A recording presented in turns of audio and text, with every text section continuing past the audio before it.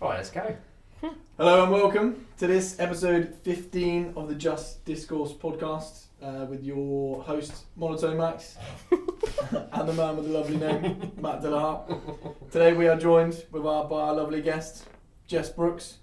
So Jess, if you want to start just by saying your name, which is irrelevant because I've already said, age and profession. Oh gosh, I didn't realise I and have your an introduction. relationship status. Married, 4 kids. Right, Oh, first 2 questions. 28. The third one is pertinent. I can do that one. And what am I?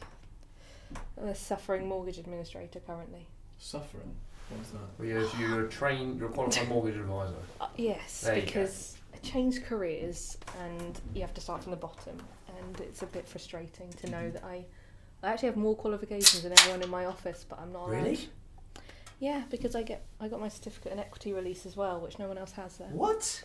And I can't advise, so I can't make money. I'm very glad that you're having an interview later this week. However, starting at the bottom of a ladder you want to be at is better than being halfway at one you don't. Yeah, and I think it was probably a good time to do it. So it wasn't a massive pay drop. It was a drop, but I knew it would be temporary. It's just it's been almost a year, and that is coming to the end of my patience with being the admin still. Okay. And how have you found the spike in interest rates have affected It's borrowing mental. and mortgages? It is ridiculous. It is people calling up panicked all the time because the headlines make it sound like offers are being pulled, which they're not. I don't think they have been in the last 15 years ever been pulled. Don't quote me on that. But yeah, the panic is ridiculous. Banks have given us like sometimes less than a day's notice that they're pulling a rate, and if you want an application submitted, it's got to be pushed through, and the amount of people going on all the portals of the lenders is crashing the systems. It's very stressful. So are you still doing a high level or a high number of mortgages? Or are they Yes. massively reduced? Yeah, seeing a lot of first-time buyers again because obviously the house prices are dropping now. Mm-hmm. And really, it's probably a good place to start. If you're a first-time buyer, you never had a mortgage, start on a 5-6%, and then hopefully when you come to remortgage, it'll be less and it'll feel lovely. We've spoken about that before, haven't we? It's like, if you need a house, you can wait for the interest rates to drop, or you can wait for the prices to drop, or blah, blah, blah. But if you need a house, you've got to have one, haven't you? So there's benefits and drawbacks to jumping in at every different level. But as you quite rightly said, you've got to see the benefits that you could get yourself and try and work with that. And as you say, with the higher interest rates, you get used to spending that much money, and if it drops, then you benefit, don't you? And if you're looking at buying a house with a short-term view, then I don't think you should be buying a house. No, exactly. Yeah. If you're a short-term view, then you've got to be renting, haven't you? Yeah, it's I think a lot of people forget that you could probably guarantee if you stay in a house for 10 years, it is very, very likely going to be worth more than what you paid for it, or at the very least, you should get back more than what you put into it because you've been paying off your mortgage. Well, so the average over the last 150 years, it may have been longer than this, but I know for the over 150 years, every 10 years, house prices appreciate on average 100%. So effectively they double every 10 years. That's mad. And they have done for the last 150. Has there ever been... How is the 2008 housing crash fit into that then? Well, It actually does work though. It just worked out based on my mum's house. Yeah. So obviously it doesn't go up 10% or 12% minus each year. What will happen is nothing will happen for 2 years or something. It will spike 150, 200%. Then the big crash will come. Got ya. It'll drop 50%, but it's still up. From when you start counting. Exactly. Got ya. Yeah. Okay. Yeah, it's the average you're looking at as opposed to... Yeah, that's why I said the average. Got ya. Oh, excuse me, I was just being an idiot asking a question. No, there are So no I'm stupid not questions. qualified like you two are when it comes to mortgages here. Only Okay? stupid answers. Look, you two do it professionally, I don't, so there we go, that's why I'm learning. I knew this would be a good conversation with you two, sober and without pounding music going on. Yeah, it's nice to hear you this time. That's good. But it's funny when you go to those things, especially like when you meet meet people you don't know that well. Mm-hmm. It's just like hello. Yeah. And that's it. And like, do you want a drink? Yeah. That's about it, isn't it? And I think because I'd had a couple of drinks, like in my head, I know you quite well. I don't, but in my head, I think we've met a couple of times. And obviously, I know Caitlin quite well, and hopefully you watch all the podcasts. So yeah, every single one. You will now. And yeah, just I think from Sophie and Caitlin being friends, I've heard of you since as long as they've been friends, so a long time. Obviously, never really had proper conversation with you, but in my head, I know you quite well. Give me a couple of drinks, and therefore I'm like, yeah, we're best friends already. That's what I like to hear. Kind of glad it was really loud. Yeah, sorry, I think reputations precede each other both ways round, so there you go. Yeah, exactly. Because you can't stop talking about me because I'm so wonderful. Well, more importantly, I can't stop talking about Max, so It's always the way. We'll find out who's more important. Well, here we go. Yeah, really, it's all the battle of the men in your life, isn't it? That is true, you are competing with all of them. I mean, he's got a cachet of men that he's always switching between. Yeah, no, well, there's two Maxes, so you know, it's always flip the coin which one I'm gonna prefer. Depends who showered that week.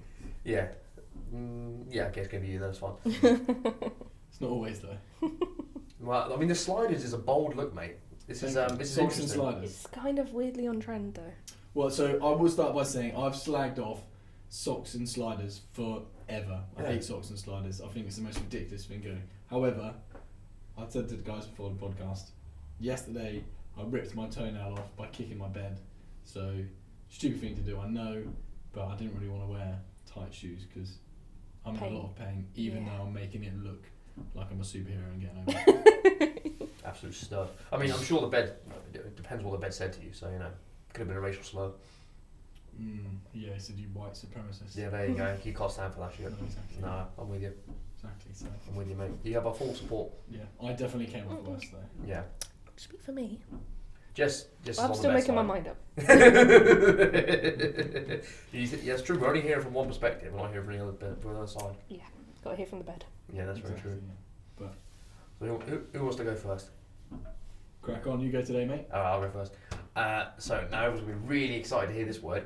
Embassies. Yeah. Aren't embassies a weird thing? I was thinking it's odd how, like, if you were to go to another country, like let's say we go to Sweden, and we go, Sweden, we want this building here, and we want this building, as soon as we step into it, to belong to a different country than Sweden. What do you say? And Sweden goes, yeah, right.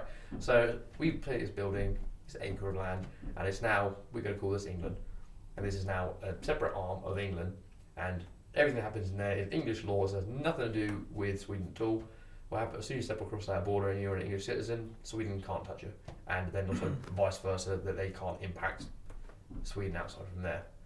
So that's such a weird agreement that us and just other countries have just said, yeah, that's a good idea. But it's only between, friendly countries, isn't it? Yeah, of course. Yeah, because obviously if they're unfriendly, then they're not going to say, yeah, good idea. Exactly. Yeah. They're going to be like, no, piss off.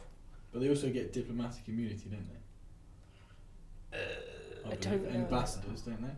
Yeah, so you can fly on a diplomatic passport, so you can just do what you want, pretty much. Yeah. If you're an ambassador.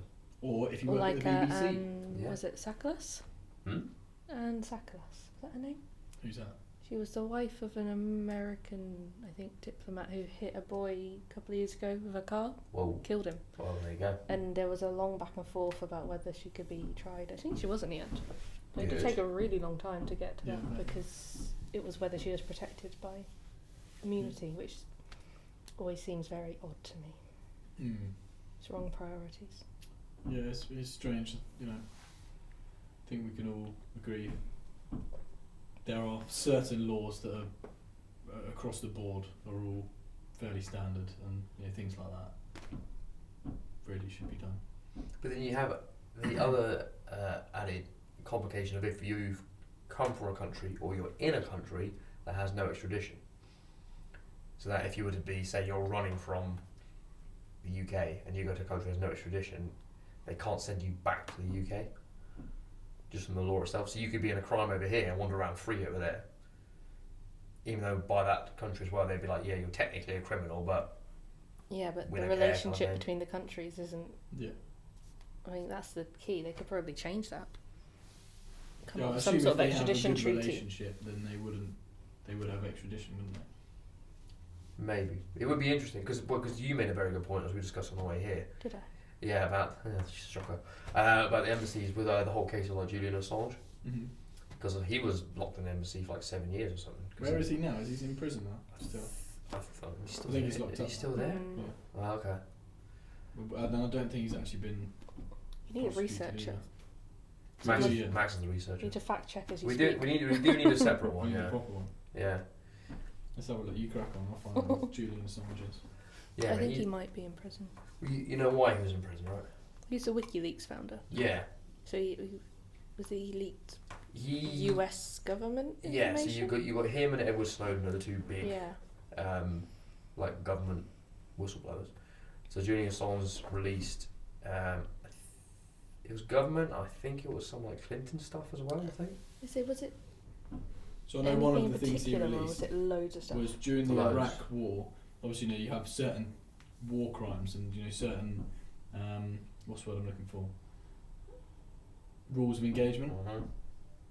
And there was one video of, because they do everything like pretty much on Xbox controllers these days, don't they? And there was a video of the guy playing the Xbox controller who was controlling the drone, and they had it confirmed that they weren't soldiers in the house and of this like area.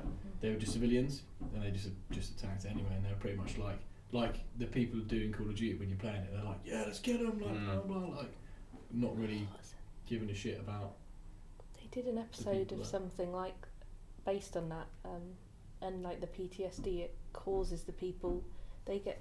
I don't know if this is true because it was on a TV show, but I think it is fairly accurate. They'd get letters like almost saying the number of successful like shots they took or successful missions with a number on it.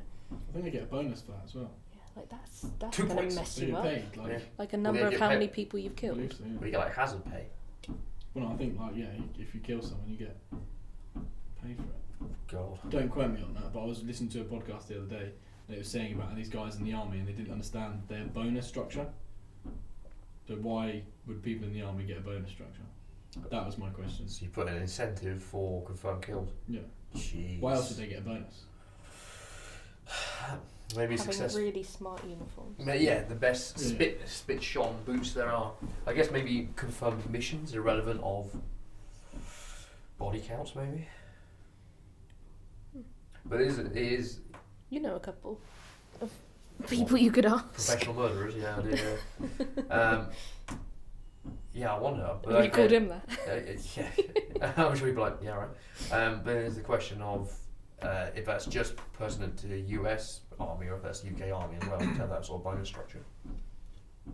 But to your point about the episode, there's a film called Eye in the Sky, which is, I think it's Alan Rickman's last film before he died, but it's Alan It Rickman, might be.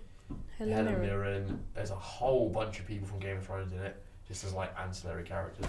And Aaron Paul. It's definitely Aaron Paul as opposed to what we thought was Aaron Paul yesterday. We can't be sure. But that's the whole film is just this one. It's not quite a continuous shot, but it's just one scene or one scenario of there's these insurgents in quotes, and they've got these like separatists on the ground, so they've got infiltrators there. And they've got a drone in the sky, and this drone is controlled by Aaron Paul, and they basically got to spend the whole film weighing up all the benefits of like if they do a missile strike or do they not? Do they try and sneak in? Do they gather intel? They got to weigh up the life of an adult versus the life of the kid, the life of all the potential people who could die from the explosive that the people they're trying to kill are making. It goes on and on and on, but you are like on the edge of your seat the whole way through it, like what the hell's going to happen? But like you were saying, you got Aaron Paul's literally like dripping in sweat because he's just spending so long holding over a trigger, and he's like, and he keeps asking them to reaffirm that order. He's like, I don't want to do this. I don't want to do this. I don't want to do this.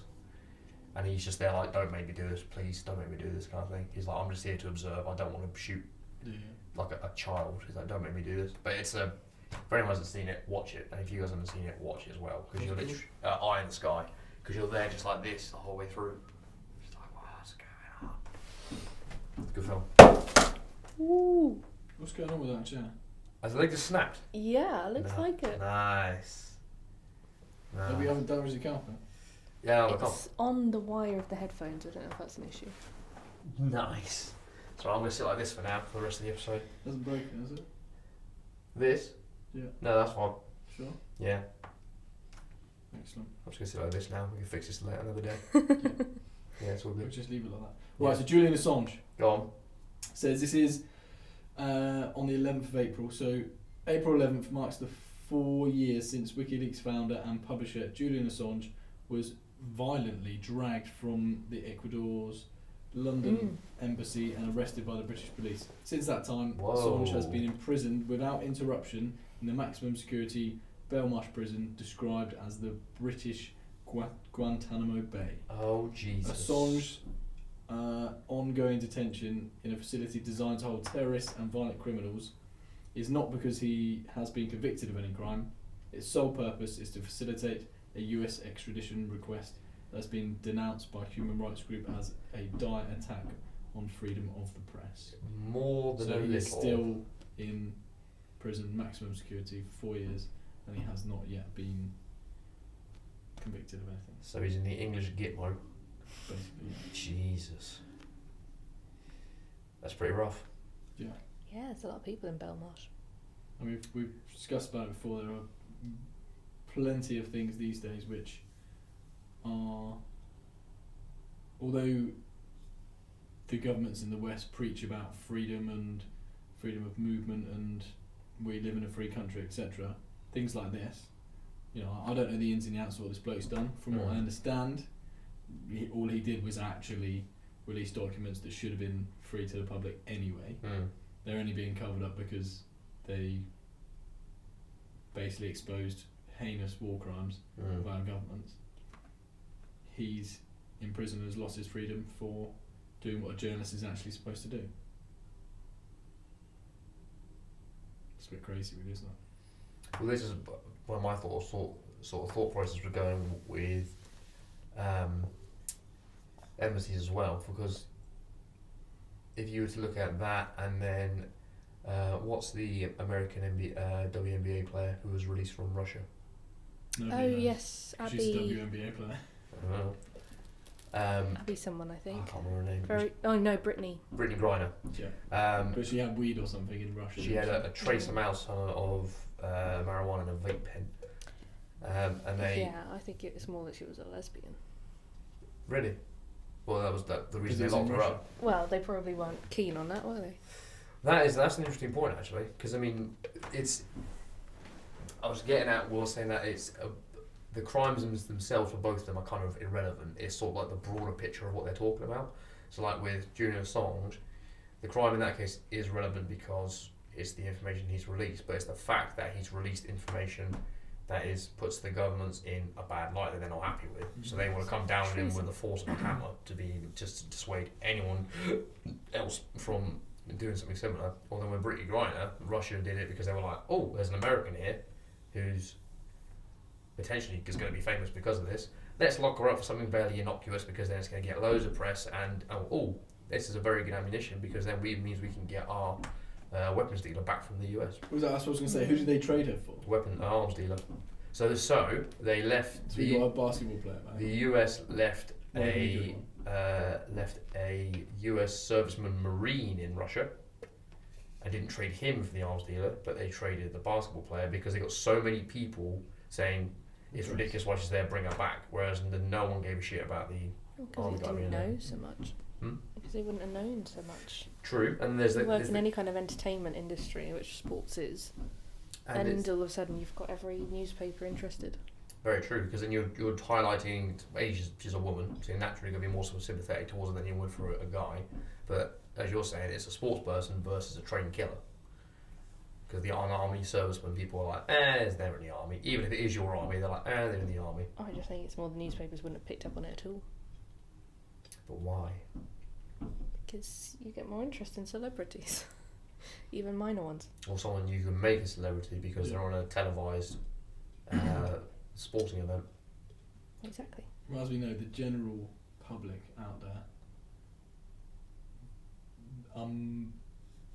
far more concerned with entertainment and sports than politics and life actually around how it works and what happens, which is probably why in the West we are in such a precarious position at the moment, because more people, like Caesar said, given breads and circuses and they will never revolt, and it's like, well, we've got entertainment all around us, we've got as much food and housing as we need.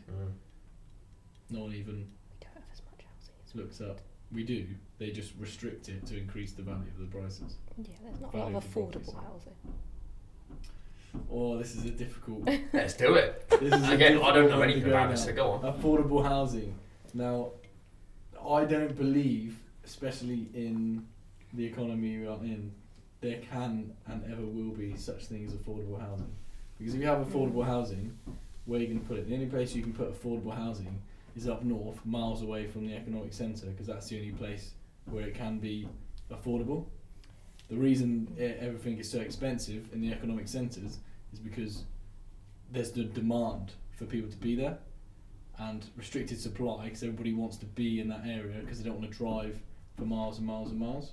So if you were to force affordable housing in the central business districts, effectively what you're doing is taking money away or penalising the people that have worked extremely hard or whatever, have chosen to be more educated in the manner of creating wealth for themselves, and then slapping them in the face with it by providing affordable housing for people who aren't providing more for society. What if they could provide more for society, but they can't afford to live there in the first place, so they can't work in the area? But I think it is more an issue of that salaries haven't kept up with housing, and I definitely agree with that, because we had such a massive increase in the property market. However, Reading, we're very fortunate where we are in Reading, is that we've got more head offices than any other town or place in the country. So we've got immense amount of opportunity here. yeah. And people don't like to admit it or discuss it. However, nobody generates wealth for themselves and their family without having to go through immense amount of hardship in order to get there. You get a lot of people that think, oh, they're just rich, they've got it really easy, and you think, no, you've got it easy. The one that sits there and doesn't put the time, effort and work in to be a better person, have a better body, go through the hard things, as we've said before, in order to get the good things. You know, it's easy to wake up every day and have no money because you don't have to do anything. Do you know what I mean? The government will literally provide things for you. But to actually go out there and get hold of the things, it's much, much harder. You've got to be much more mentally and physically stronger than the average person in order to acquire it. It's a lot more difficult. And to those people, it's extremely unfair to see their tax money in tax money in pounds be squandered on people that decide not to put the effort in. Now, don't get me wrong, there's various different factors. You know, it's not as black and white as that. You know, you could not have as good an upbringing, you could have not had the right people around you in order to push you forward. However, if we're going to agree that we're all functioning adults, we all have a brain, I think like this way, if you can drive a car, right, you are a fully functioning adult, so you can't blame someone That else. can't be true. Some idiot drivers around. If you can drive a car well, then you're a fully functioning adult, and I don't believe you can blame someone else for your situation, because you have the choice, especially these days with the freedom of information. You can learn more from Google and stuff like that than going to university and paying 10 grand a year for a degree. I actually feel incredibly bad for people that went to university and paid so much money for a degree, unless it's like a niche like accounting or, you know, being a solicitor or something like that. All the other ones, No, most of the time a degree is just a tick box to get you in the door. half the exactly. time. You can literally learn it online for free. I think I have probably about 55 grand worth of student debt. Last on my check. Exactly. What? Yeah, it's not money. How could you go so much? $9,000 a year tuition, then various maintenance grants. So I was lucky I had a scholarship which paid me quite a bit. Plus housing as well, wasn't it? I was a lodger, Yeah. so I paid for that using my scholarship money, and I got that because of my grades. And I'm on the fence because the degree itself probably isn't I feel like you could do any degree and it would tick it off, but... What degree did you get, Jess? Can you tell everyone, please? Psychology and counselling. And I'd say the psychology aspect isn't relevant to most of my life, but the counselling aspect was probably worth every penny in a way, because it changes the way I relate to people, and it was very positive and permanent change, I think, which is probably worth the money. I don't know what kind of person I'd be without it, actually. Well, I am a massive advocate for learning psychology in general, because it teaches you how to work and understand people, and once you understand how people react, etc., it's easier for you to, one, manage them, two, to help them, which I think in every aspect of life, wherever you are, every facet, it's going to improve your relationships with people. It's kind of something I think should be taught. Do you remember was it PSHC days? Mm-hmm. They were wasted most of the time. But yeah, I do think the we things should you all be did, taught that. yeah. Your random days about sex education, and it would be much better spent if you could learn, I don't know, some fundamentals of psychology. How to actually have an argument would be good. And financial education and understanding what mortgage is, how you get one, what a credit card is, credit scores, all these basics. And it's actually not that difficult. I think they try and say, it's far too complicated for most people. Well, I'm fairly adept at maths and always have been, but trigonometry, something you learn in school, it was quite complicated. I've never had to use it, and it was a complete waste of time. I think about Pythagoras every day, actually. Exactly. I've always used it every day. Why do you think we're not taught those things, Jess? I don't know. I really don't. Have a think. Can you guess as to why? I'm sure Matt and I have got opinions. Also, we don't know. You're some sort of conspiracy theory somewhere in there, I'm curious sure. as to know. It's not a conspiracy if it's true, man. Exactly. Operation Paperclip. I think it's just an old-fashioned curriculum where they haven't updated it in many years. That's a facet of it. That would be sort of my,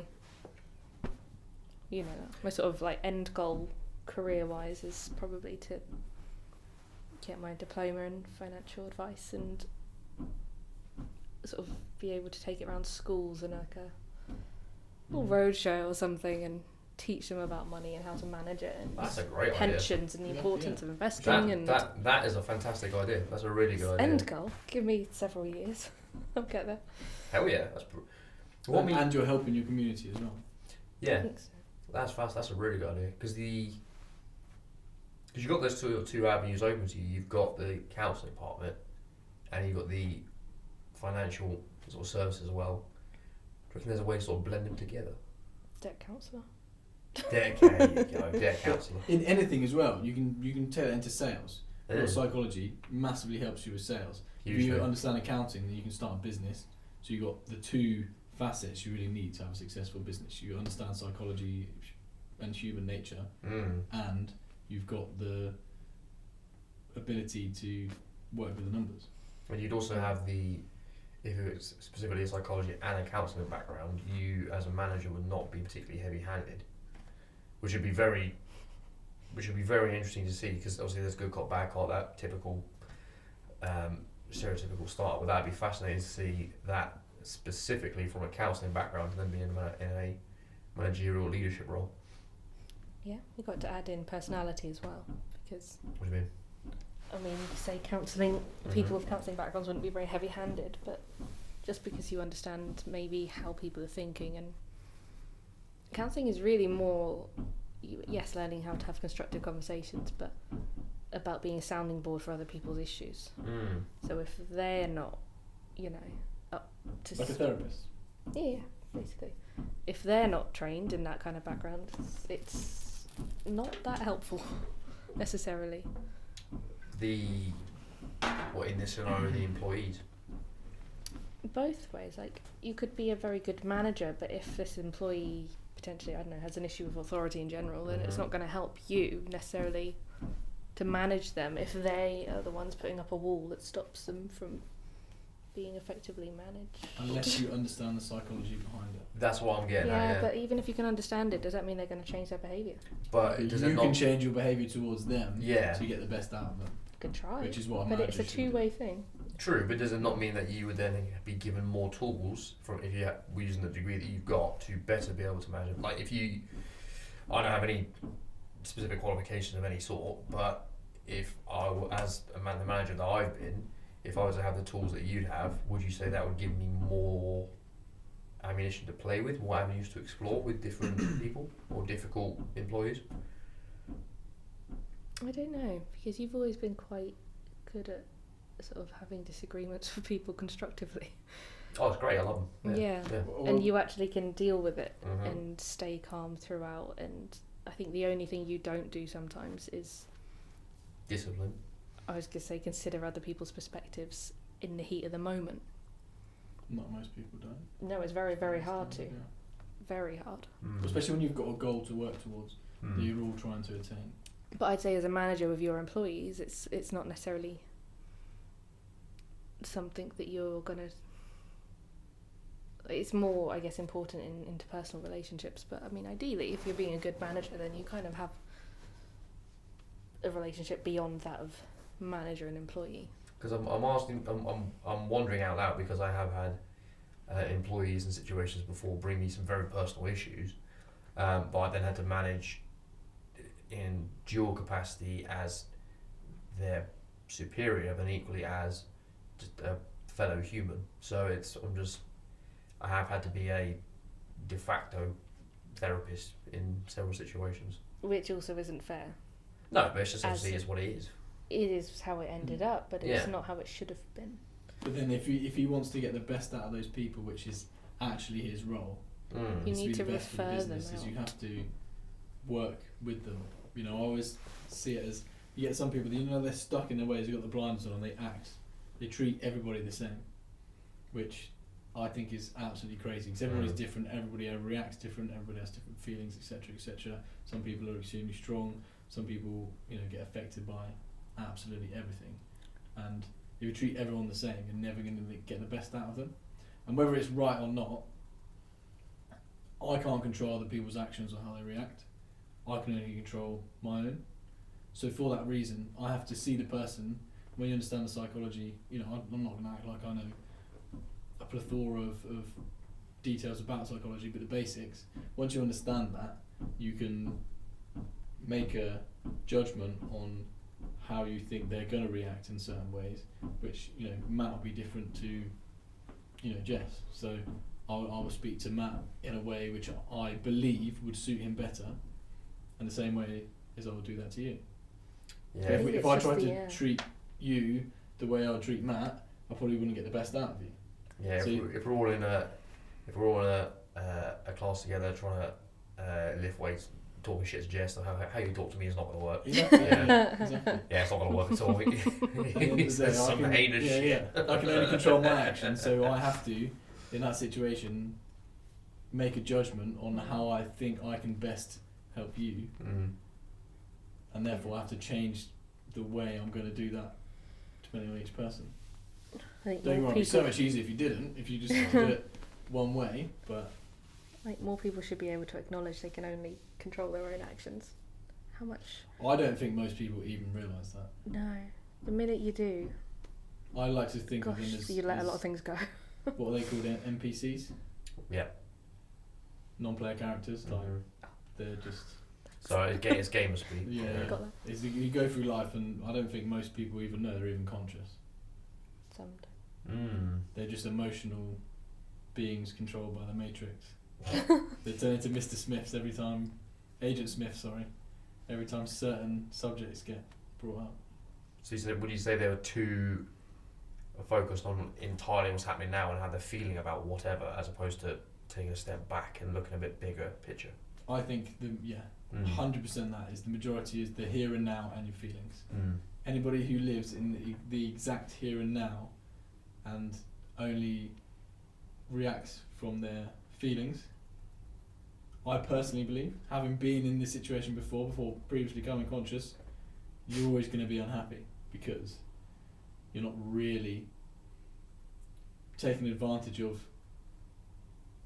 looking forward into the future or appreciating what you truly have and have done with your life, etc.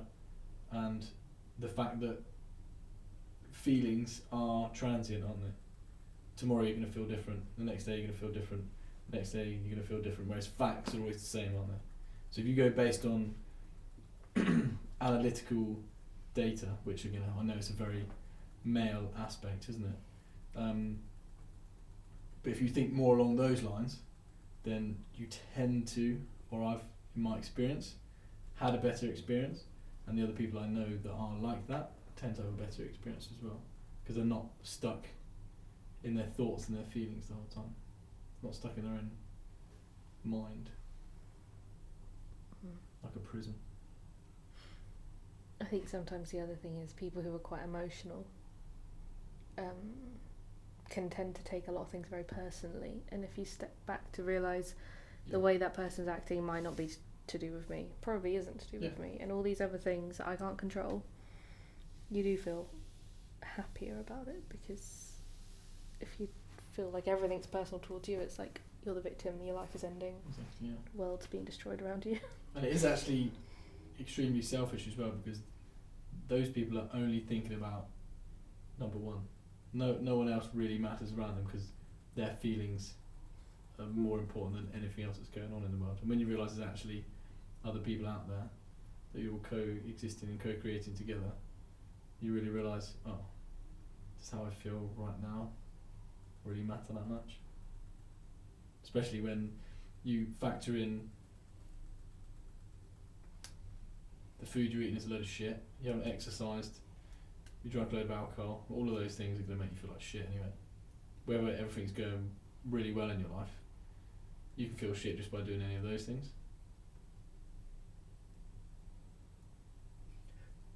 So Max said that being analytical was more of a male trait. As a female here, how accurate would you say that statement was?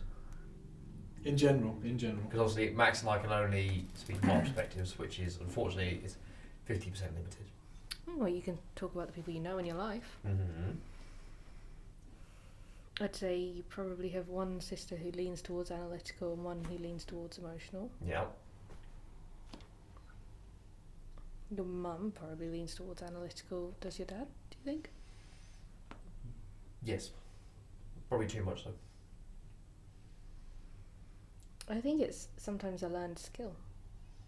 Like you 100% you go through that, school and do like believe. certain subjects, history and English lit and psychology, and like people who go to university tend to be more analytical because that's the way you're taught to write. I don't necessarily think of it as a gender split. I think of it as just a trait. I'm not sure I've seen it more one way than the other. Because we discussed this before, saying how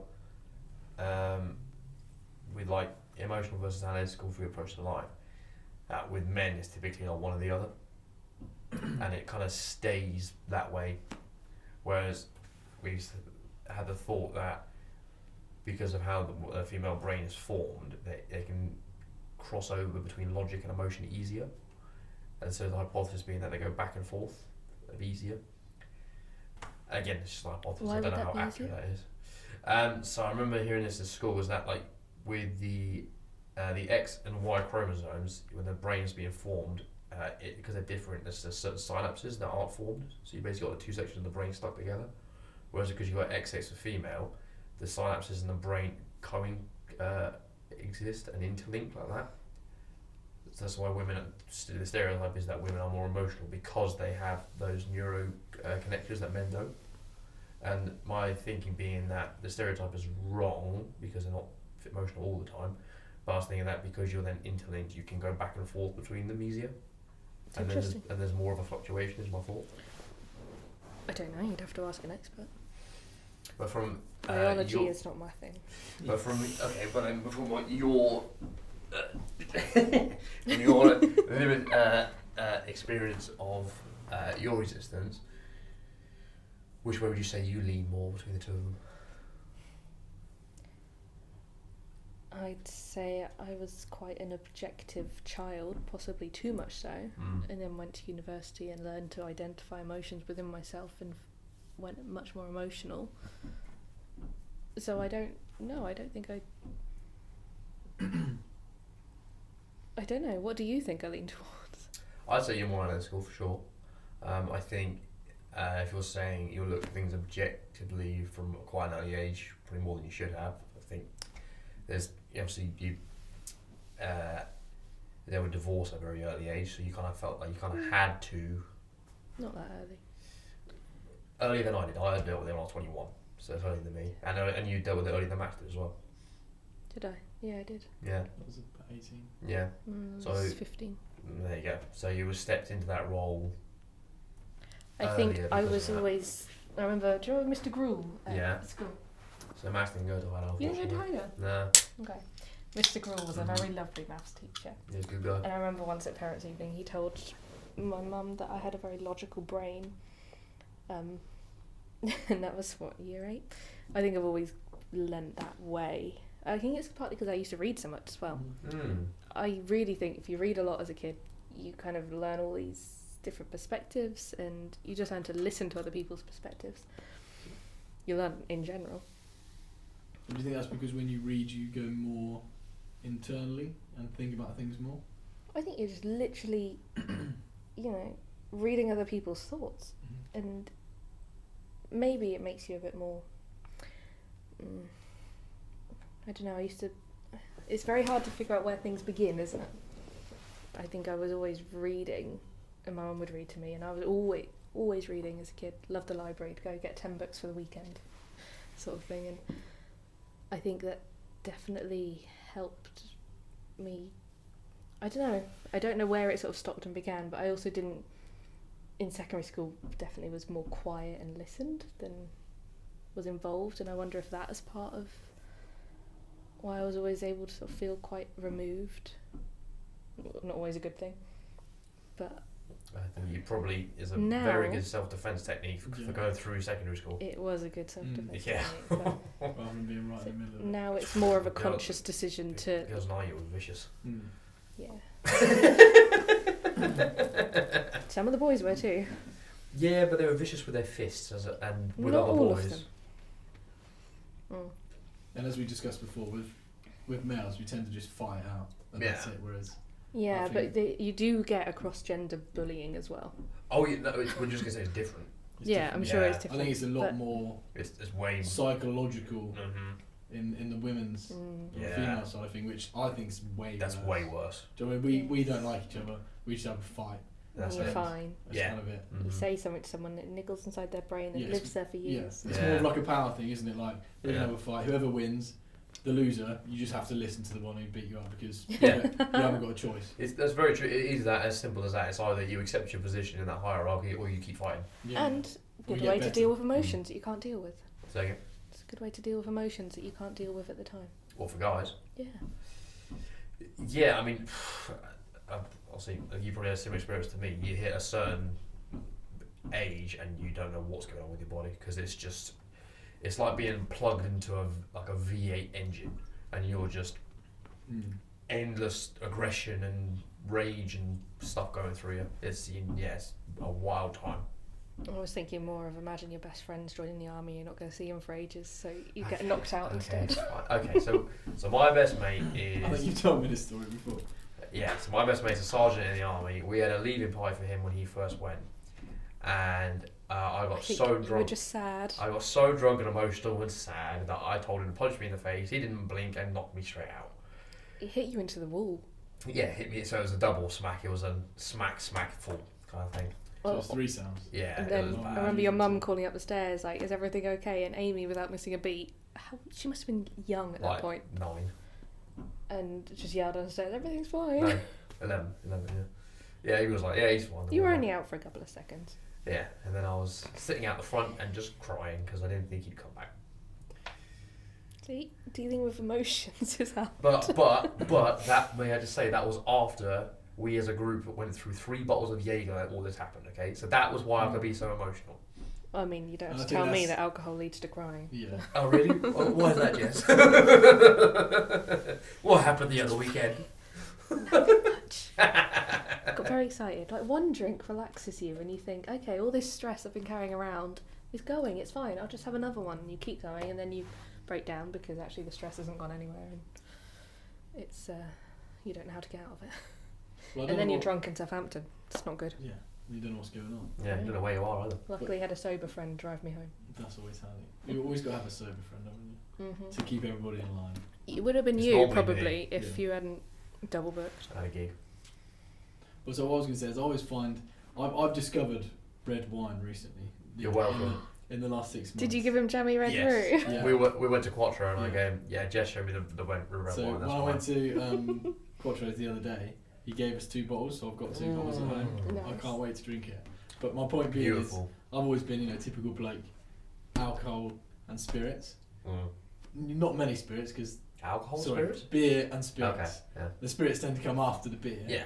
So I always found, and I just thought this was alcohol in general. It wasn't until I moved over to the red wine. So I found that with beer, always makes me very aggressive and boisterous. Mm. Why that is, I don't know. I just assumed it was alcohol. Okay. But since I've started drinking red wine, it makes me feel a lot calmer and more chilled, Interesting. which is weird. No, I definitely get that. I feel different under different drinks Yeah. all the time. Because you got the stereotype, the joke of Stella being the wife beer one. Yeah, But you said that you felt like that just on any beer. just beer, Obviously not just beer wife in beer, general. but Yeah. more aggressive. Yeah, I felt like just being every wife. Where are the wives? Where are they? Bring your wives down. No, yeah, no, as I said, it wasn't until I went from, because with wine, you drink that at a meal or something like that Yeah. without having any beer. Whereas obviously from a young age, we're British, aren't we? So from the age of 13, we're experimenting in drinking as much alcohol as we can possibly get our hands on. Usually the cheap stuff, which is 10 times worse. 2 litres of Strongbow. Oh, That's how you start. or Lambrini. Oh, Oh, I God. love the Lambrini. Oh, actually, no, the pinnacle for a teenager starting alcohol was Glen's vodka. Oh, and Glenn's vodka. Pinnacle. That was the next one I was going to say. 15 quid for half a litre. So Oh. me and 2 of my mates, when we were, I think, 14 or something like that, Reading has changed massively. I don't know about what you guys have noticed. Again, we're sort of similar age. Is there used to be like a couple of like the happy crackheads and tramps in town, didn't there? They were all like good people, but they were dodgy. Yeah. And you'd be like, oh, like, here's 10 quid or whatever. Go get some alcohol. They'd get you alcohol. And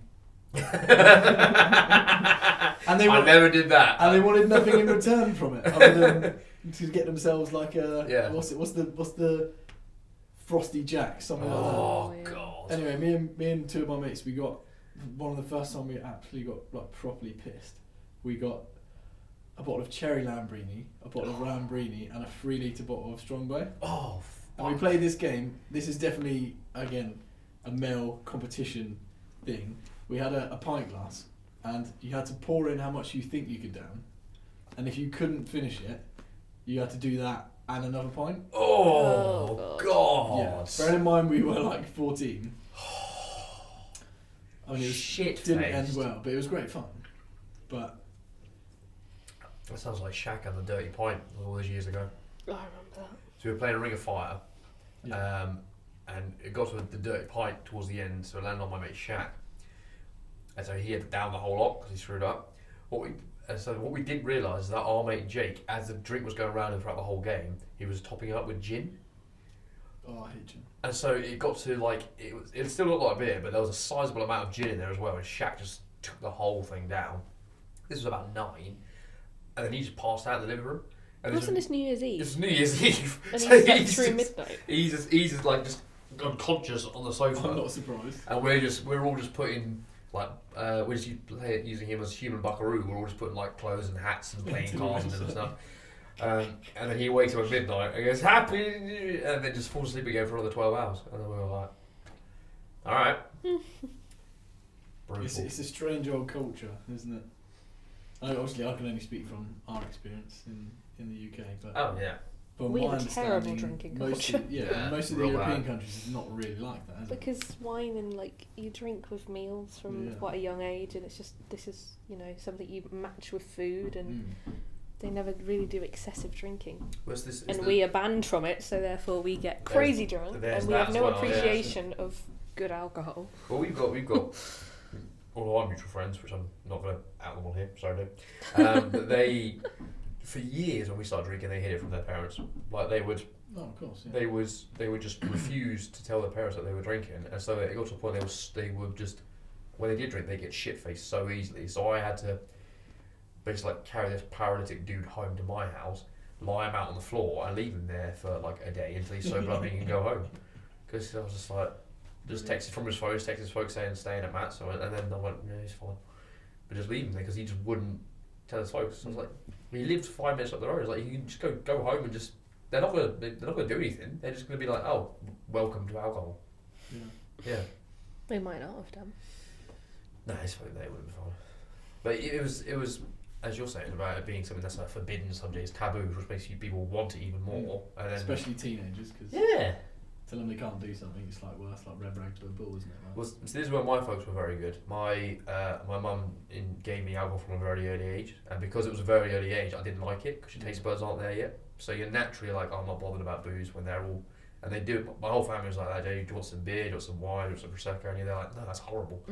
Until you get to like your mid-teens, and then you're like, oh, okay, I'm actually starting to enjoy this now. yeah. But it wasn't alcohol for us. It was like bad food. We're talking about snake bites, mate. Snake bite. Oh, I've never actually had one of those. You haven't had snake bite? Oh, It's we 'cause might it's have to make Strongbow. some. 'Cause so right from a young age, all I could really get hold of was Strongbow because. Again, we'd get the tramps to buy us some cheap Strongbow, so we'd get hammered on that. And my parents never drank cider. Yeah. And when I was younger, my old man used to sell beer down at the festival. Mm-hmm. And it'd always be, we'd end up with like half a pallet of beer and cider and all that type of stuff. Obviously, you'd go through the beer, and the cider was just left for ages. So then, of course, we always used to get hold of cider. Yeah. So the first year or 2 years or whatever of drinking was always on cider. And obviously, I threw up like every single time. Yeah. And the first time I had cider, I was like, this is like apple juice. This is amazing. This is so good. After about 9 months or whatever, That's horrible. the smell of cider, even to this day now, Yeah. makes me gag. Likewise. Yeah, I definitely. What? I did snake venoms using pear cider. So And snake bite, so it's cider and beer, like and blackcurrant. They have beer in it as well. Yeah. What, half and half? Oh, I didn't know that. Does that That's- make it like That's strong? why it's dangerous.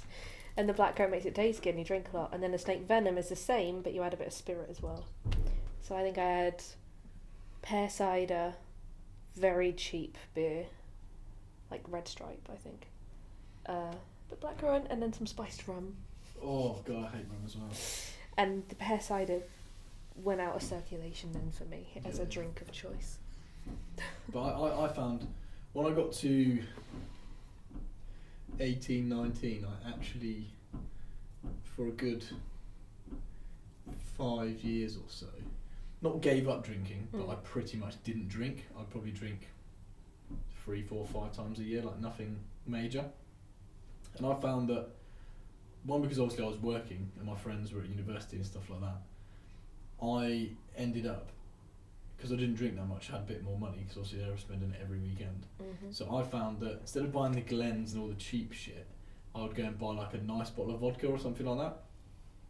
And I found that the hangovers were way less, if not non-existent, Yeah, when you it drink does feel like it good, should be a bit expensive cleaner. alcohol. It was cleaner, yeah, exactly, yeah. Whereas I like, think the same as they say that about organic wine. I'm not sure I've tried it properly, but the idea being that it's got less in it, so it doesn't mess you up so much. less toxic, I guess. In theory, In I'll have to theory. try it. Yeah, I'll have to try it, yeah. I don't know if I've ever had organic wine, but I'll have to add that one to the list. I had some organic prosecco because it was on offer. I'm still very much price driven, really. Yeah. But I don't think I ever did the drinking for the sake of getting drunk so much as drinking for the taste. Well, but yeah, Prosecco is far too sweet for me. We used to go to this pub, do you remember the Gardener's Arms by Highdown? And I'm pretty sure for the last 10 years that only kept going because like all the young people would go in there and just basically sneak a fund drink. it. And there was one New Year's Eve where they were selling Prosecco and it was like £7 for a bottle. So obviously they must have gone through like hundreds and hundreds of bottles because everybody, even the That's a lads, good price. yeah, it was a good price. But then we were drinking 4, 5, 6 bottles like each. Oh my god, Because that it was so hurts. cheap. And you get so full. Yeah. It's so bubbly. But it's better. It was better than beer. Yeah, If you know what I probably. mean, because you get drunker quicker Yeah. for effectively cheaper because a bottle of, well, at the time it was probably what, £4 a pint, so you'd get more drunk on a bottle Probably of be the same Prosecco. for a glass of Prosecco. Exactly, yeah. It's like that Michael McIntyre routine about eyelashes. Have you seen it? Yeah, what's that? Where he says, he's just doing the whole thing about why is it eyelashes we've decided grant wishes. Imagine if it was pubes. And there's a whole thing about like, try and blow it off, and he's trying to blow it off, it's like, it's not moving, let me put it under the dryer. Also, imagine how many wishes you'd have if it was pubes. Yeah, exactly, yeah. Oh god. You're going all day. Yeah. Wishes wouldn't have any value. No, exactly. But so Jess, we were briefly discussing, and it'd be interesting to get a female perspective on this one. Do you think women should have rights? Funny. Anyway. But there's no Who's discussion. got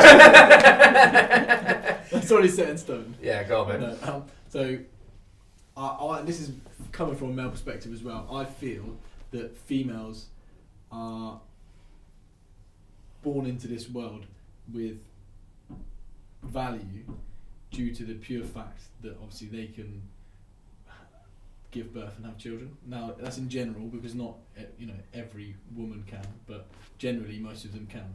So they have value in society and in the world, straight away because they've got that ability. Whereas for males, I don't believe we have any value in society or in a community until we build ourselves up physically, mentally, and economically, and emotionally. You could chuck in there as well, because without the emotional control, you can't really do the other three.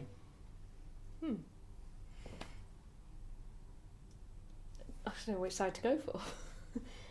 Kind of Yeah, sad you both don't are. think Yeah, both. men are born without value. No, I don't think we are. But think of a man who Must be a hasn't really sad built- way to grow up. Well, so I would argue the opposite, is that because of that, we have to be better. We have to make the conscious decision to do that. But women don't. No, I'm not necessarily that, but they've No, got I'm not saying. they've got the option to do both. Just curious because, from what you're saying, so women have value whether or not they educate themselves, prove themselves, try and improve themselves. Yeah. But you would never go for a woman who hadn't done that. I personally wouldn't know, You would go for a woman who hadn't done that. but in general, it's the argument that most women can go out there and you can walk down the road and you be like, do you want a blowjob or whatever. 99% of men are Max, going to be like, Matt, I'm really sorry to tell you this. You can't get pregnant from a blowjob. oh damn it. It's like, that's why I'm not a dad. I wondered why it wasn't working. But so my point on that is most men will be like, yeah, fuck it. Whereas for men, they can't go out there and walk down the street and be like, do you want to fuck? Because most girls will be like, oh, that's fucking disgusting. What's wrong with you? So are you equating value now with sexual selection? Yes, in that way. So women have that sexual value straight away. Not obviously born into the world when they get of age. Puberty. And But is there you that the most important value? It's not the most important value. However, as we've discussed before, the only real reason we are here, the same as any other species on this planet, is to procreate. Everything else is additional. Because if we didn't all procreate, one generation, all we got. So without that, that is the most important reason we are here. Now, obviously, we're humans, so we like to think ourselves as more intelligent than the rest of the species on the planet. So we've got opportunities to do other things, etc., which I think also helps add value to people's lives, etc., considering we live so long. But my point being is, males in society have no value unless they create it for themselves. Obviously, you're coming at this from quite an evolutionary point of view, and I lean quite the other way, Mm-hmm. really. And I'd say at this point, there's so many people on this earth, so many children. Mm-hmm. You don't all need to have your own. So I would quite like to believe that we can all just make our own value and that be the thing we're judged on. Also, like you say, most women can have children. Mm-hmm. It's not something you have to try at. Mm-hmm. Like, as in, you're built to do it. Mm-hmm. Yeah. So they've got innate value Yeah. in society and in the world as a whole. I guess I always thought as value. I get what you're saying, I just So disagree with the definition of let me value. put this then. So most females will not go out with a loser. I beg to differ. Some people do. Max, try to be specific. What do you mean by loser? So let's. I always like to use extremes because it makes it Mm-hmm. more easy to understand and put into Mm. perspective. Yep. Tramps sitting on the street with poor mental health, no economic value, no physical value in terms of their body, not like Poor hygiene. poor hygiene, all that type of stuff. Very unlikely that they're going to get a shag. Are you implying a man would sleep with a female tramp? I'm saying that's not the point I was Well, going to make. It does feel like it's going that way. However, Depends how drunk you are, Jess. Depends how drunk you are. I can imagine a female tramp is more likely to get a shag than a male tramp. Yeah. Yeah. I suppose would- in that you wasn't kind of my are a bit point. more of There are a. some very undesirable a crackheads gatekeeper. out there. But my point is, on the adverse, haven't we said before, isn't it something ridiculous like 10% of the men have got the choice of 80% of the women in terms of the sexual. On Tinder. That's on Tinder, is it? Yeah. In terms of the sexual marketplace. Mm-hmm. And so, for males, they have to create their sexual value at the highest levels. They have to have pretty much all of the aspects to be the top of that level. Okay. Yeah, I see what you mean. Yeah, I mean, I know from my experience on dating apps, they'd have to be seemingly intelligent for me to be interested. That's interesting.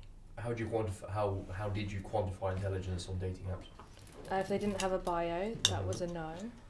Interesting. If they had a bio that had spelling or grammatical Yeah, errors, fair. that was a no. Mm-hmm.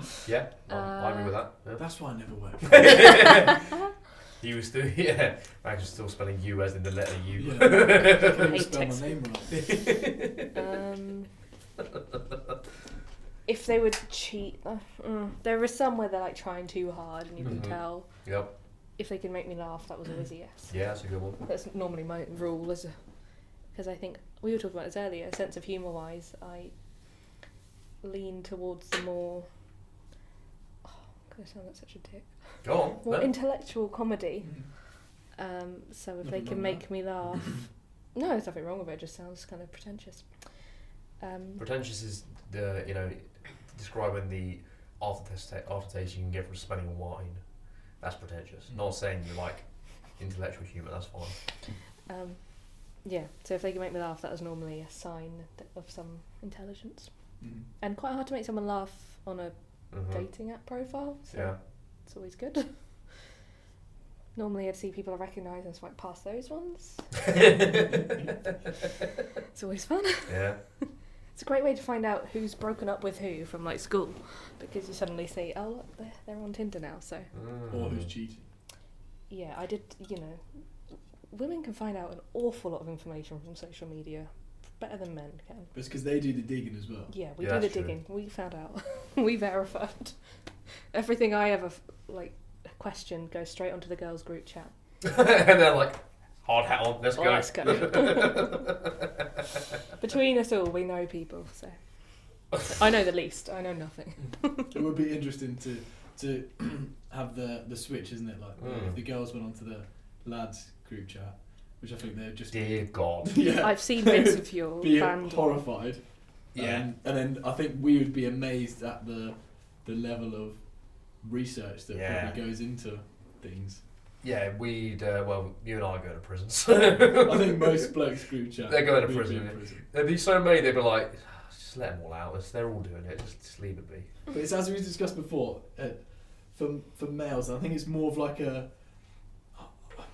harsh competition thing. Mm-hmm. Most of the things we say and put on those group chats, we don't think, believe, or No. agree with, No. but we say it to try and be like the create the harshest laugh we can. Yeah. If you know what I mean. Well, it's because, especially when we're at the age right now, we started off with fairly innocuous, like, jokes.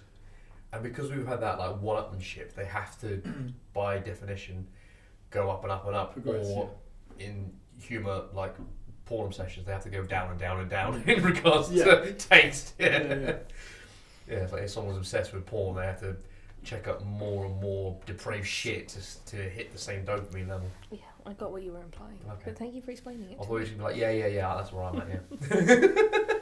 But I was watching a podcast the other day. You're watching a porn, good man. A porncast, yeah, that's it. A porn, there you go. And They actually exist, they're It was hilarious. actually, Carol. do they actually? Oh god, what is this world coming to? And it was I'll explain in a minute. it was a male porn star, and he actually went in after doing male porn.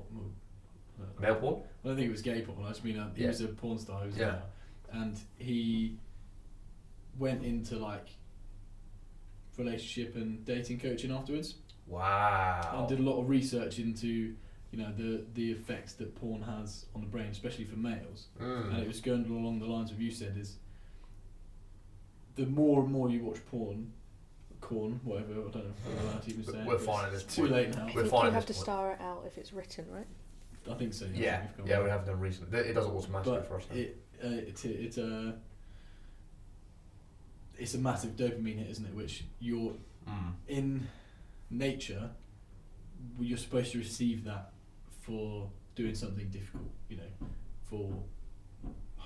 Back in the days we were hunters and all those types of things. You'd get it as a reward for doing something. Well, in this case, for actually having sex. Exactly. Yeah. But obviously these days it comes so easily that after a while it becomes a bit like a drug, whereas you need more and more dopamine to get the hit that you would have previously. And that's obviously why it goes more and more the depraved shit. But Yeah. he was also saying that it has a massive negative emotional effect on males as well, because their relationships with women get massively affected because they're more going for the dopamine hit than they are the relationship with their counterpart. So it's more dopamine rather than oxytocin. Exactly, yeah. Wow. So they were more interested in, again, just doing more depraved sexual acts that maybe their partner wasn't interested in or something like that, and then because they weren't interested, they were effectively falling out with them Yeah, of because course. they weren't meeting their expectation levels or whatever they wanted. Yeah. And it had massive negative connotations on any relationship they had with females. Wow. I think that's why it's so dangerous if you have access to it at a young age. They Yes, did. I think 100%. it was Sarah Pascoe's book. It's very Mhm. interesting. And links The to power one, was it? Sex, Yeah. Power, Money. Yeah. And the links to other research where these were like 13, 14-year-old boys who obviously had not had sex. I say obviously. They hadn't had sex. They could have done, I suppose. Unless they went to the BBC. Or they went to Hideout. Or Anyway, carry ITV. on. And they had access to porn, but that just meant that when they were asked about their expectations, they thought so many things were normal, which really, really aren't. Mm-hmm. And it's terrifying to think that they're learning, like particularly majority of it is sort of male focused, and you get no sense from a lot of it that women are meant to enjoy themselves as well, or can enjoy themselves, and the idea that pain is normal. Well, women need to enjoy themselves too. Sorry I had to hear this, Max. They can enjoy themselves in 30 seconds? Yeah. Yeah, the length of time as well, Yeah. like the size of everything, that's going to be a bit messed up for a very kid. small. Yeah, the average. Yeah, what was it you found the other day? The average man lasts 5 minutes. Really? Apparently. So hang on. So there must be a huge amount of people that actually last under 5 minutes as well. For the 'cause average to be 5 the minutes. well, I mean, if it's an average, it could be most last 90 seconds and the rest last 90 minutes, and then the average is 5 minutes. I don't know. 90 minutes would be a bit far. Fine. Yeah, everyone is chafed and raw, whatever. That's what you got spit for. Oh yeah, that's true. Yeah. Yeah, reach that jar of lubes over there. Nah, it's too far. What was I going to say? There was something. Well, the average of... Oh, that was it. I listened to something earlier where this guy's in his 50s and he said his porn, when he was his age, was a Playboy magazine buried under a rock in the woods. But he said it was actually when you're in your late teens and you actually start like making out with someone. He said it was such a rush, like to actually like feel a boob through like a shirt, or then to like under the shirt over the bra. And then when you actually got skin, it was like mind blowing. And I was like, that's actually really sweet. I was like, but I remember that. I remember being a teenager and like the first boob, you're like, whoa, what's going on? What was his name? Ryan Stickler. There you go. But yeah, I mean, it's actually the starting age for boys with porn is 9. That's too young. Mental. It is mental. I say starting, the average starting age. It was just, yeah, you're like, whoa. But I don't know about you. I think when I was at school, I had one sex ed class in year 5 or something like that, which was very basic. That's and weird. another sex ed class when I was in like year 8 or year 9 or something like that. Like when you had to put the condoms on. Well, so we never even did that. Did you not? No. We I remember doing that just one. watched a video, and it's bad now, but I went to an all boys school, so it was a room full of lads, and it was an Asian guy with an extremely strong Asian accent, and most of the time he was talking about pre-cum. Don't know why. What? Like, Because you can get pregnant. telling you that you need, from pre-cum. Basically. you need to know Honestly, he had a heavily You do use Asian that, accent, so we were all just like laughing the whole time at him, and it was. I always remember they very put uneducational. very amusing like arrows and like little diagrams to try and show an erection, and you kind of expect them to go from 0 to 100 from the 69. diagrams. You may expect that. Yeah. Well, that's the way it is like illustrated. I mean, there's definitely a conversation about whether you could use real people. I watched an amazing documentary years ago now, but it was about different kinds of sex education in different countries, and some, sort of Sweden, Norway, where they have like excellent education and happiness levels as well. Yeah, because is there a direct correlation to that as well? There actually possibly might be. Well, yeah, I mean, the Scandinavian overall, they've got so many good things going for them. But yeah, they use that is real one of them, people. I think in one of these countries use real people and real videos, and it's Porn.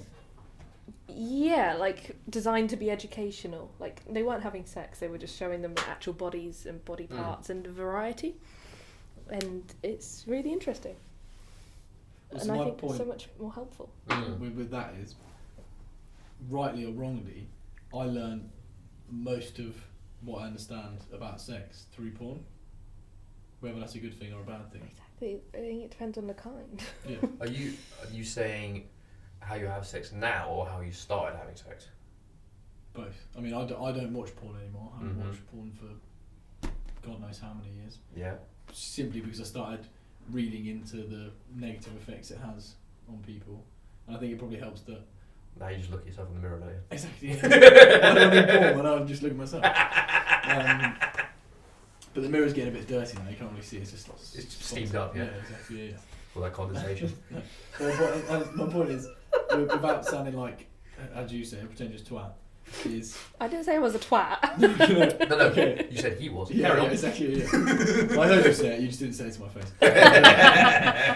Phil Walls here. I would like to believe I'm a fairly kind person, you know, I've got sisters and stuff like that, so I've always had a high level of respect for women. However, for those that either don't have female figures around them or don't have that necessary level of respect for women, growing up and watching all this type of hardcore porn, I can imagine be very damaging for their female counterpart. Yeah.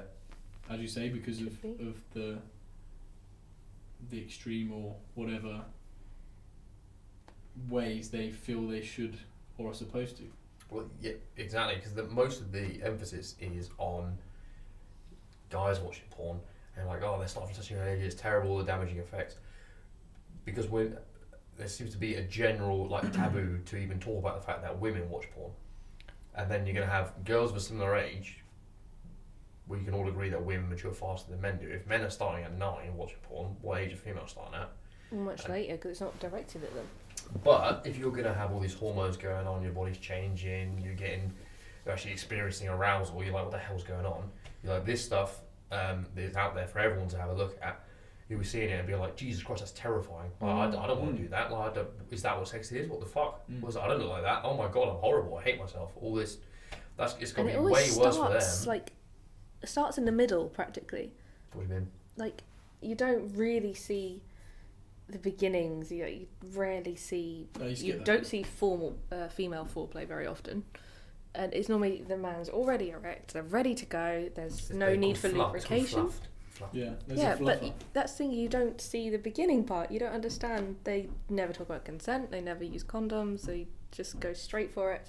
Excuse me, Mike, the porn I watch is very chaste. They all say please and thank you afterwards. Yeah.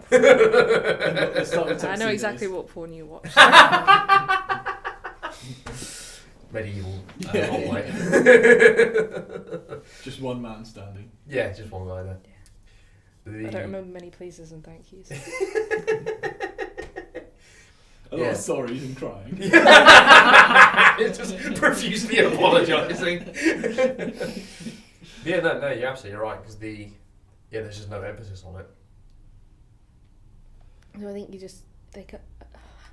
how many people go into it having watched it from a young age, not having experienced it for themselves, and then try to act like what they've seen, but they can't because no one can. That's insane. Yeah, and it was also become a revelation where you don't want to be that big. No, you probably don't. Because you're up to a certain age when you're a teenager where you're just like, oh, the bigger's better, obviously. And then you actually talk to women and you're like, There's one Sex and the City episode we should recommend for that, to counteract it. Is it called Mr. Big? No. Oh.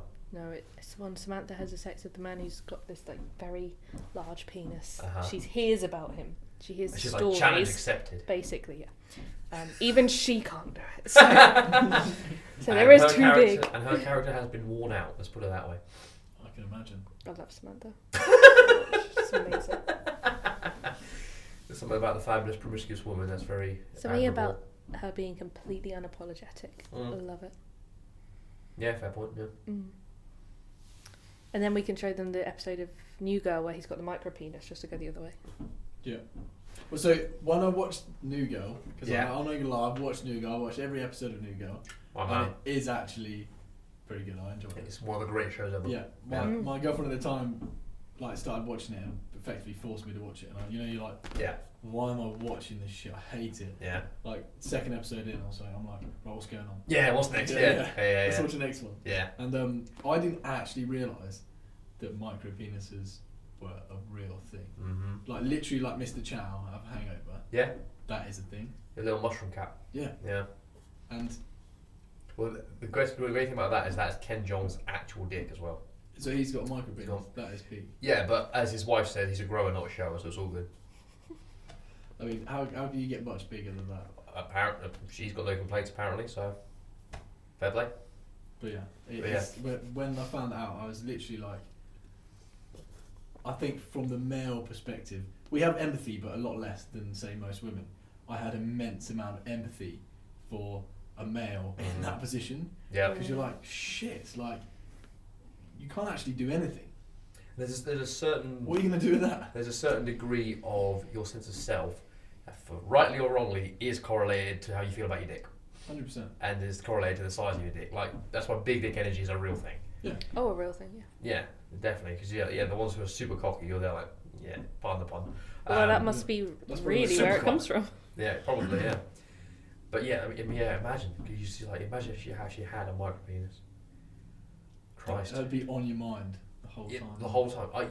Or you would just, it wouldn't even be on your mind, it would have just subsumed your consciousness so that all of you, your whole being just shriveled and just became smaller and more insecure.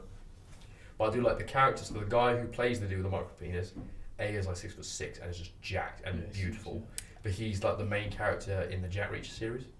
I think he's also in the new Fast and Furious film. Is he? I think that's fantastic. Him as a very, very big. He's a huge guy. But again, obviously it's just the trope that you get this guy who's just like perfect, except he's got a small penis, and she's like, well, see you later. Is he with Jess in that? So she's the whole point of that episode is they were meant to be judging people, and she was trying to make a point. She's having the guys are staring at big boobs, and she's like, God, you're so like, objectify people. You're so shallow, and then they're like, fine, you prove that you're not shallow. She's like, fine, I will, and just gets with this beautiful guy, and then she realizes he's an idiot, and as in like actually stupid, and he has like no dick, and she's like, oh, I can't walk away because then I lose. But then he also turned out to have a girlfriend, so.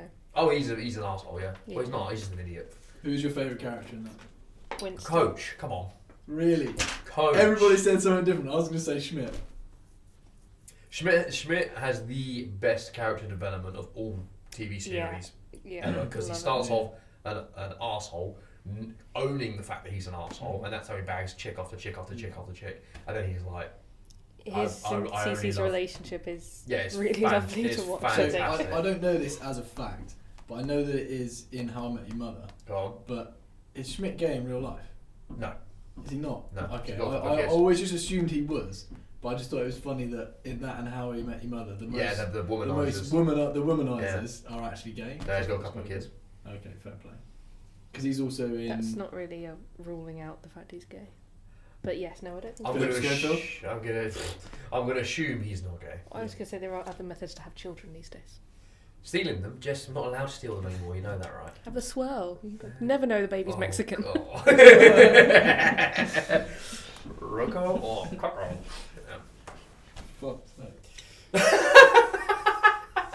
When you met Matt, what did you think he was? Here we go again. What do you mean? What did I think he was? Where do you think he was from? Everyone, I think, in our friend group thought his family was from somewhere else. I thought he was Greek for a long time, and I was very upset to find out he wasn't. I don't know. See, we've had this discussion before. I don't know if it's a previous generational thing, or there are actually people out there that look at people and make a judgment on the colour of their skin. I never even, until we really discussed it in the podcast, I don't think I even ever asked you. Max doesn't see colour.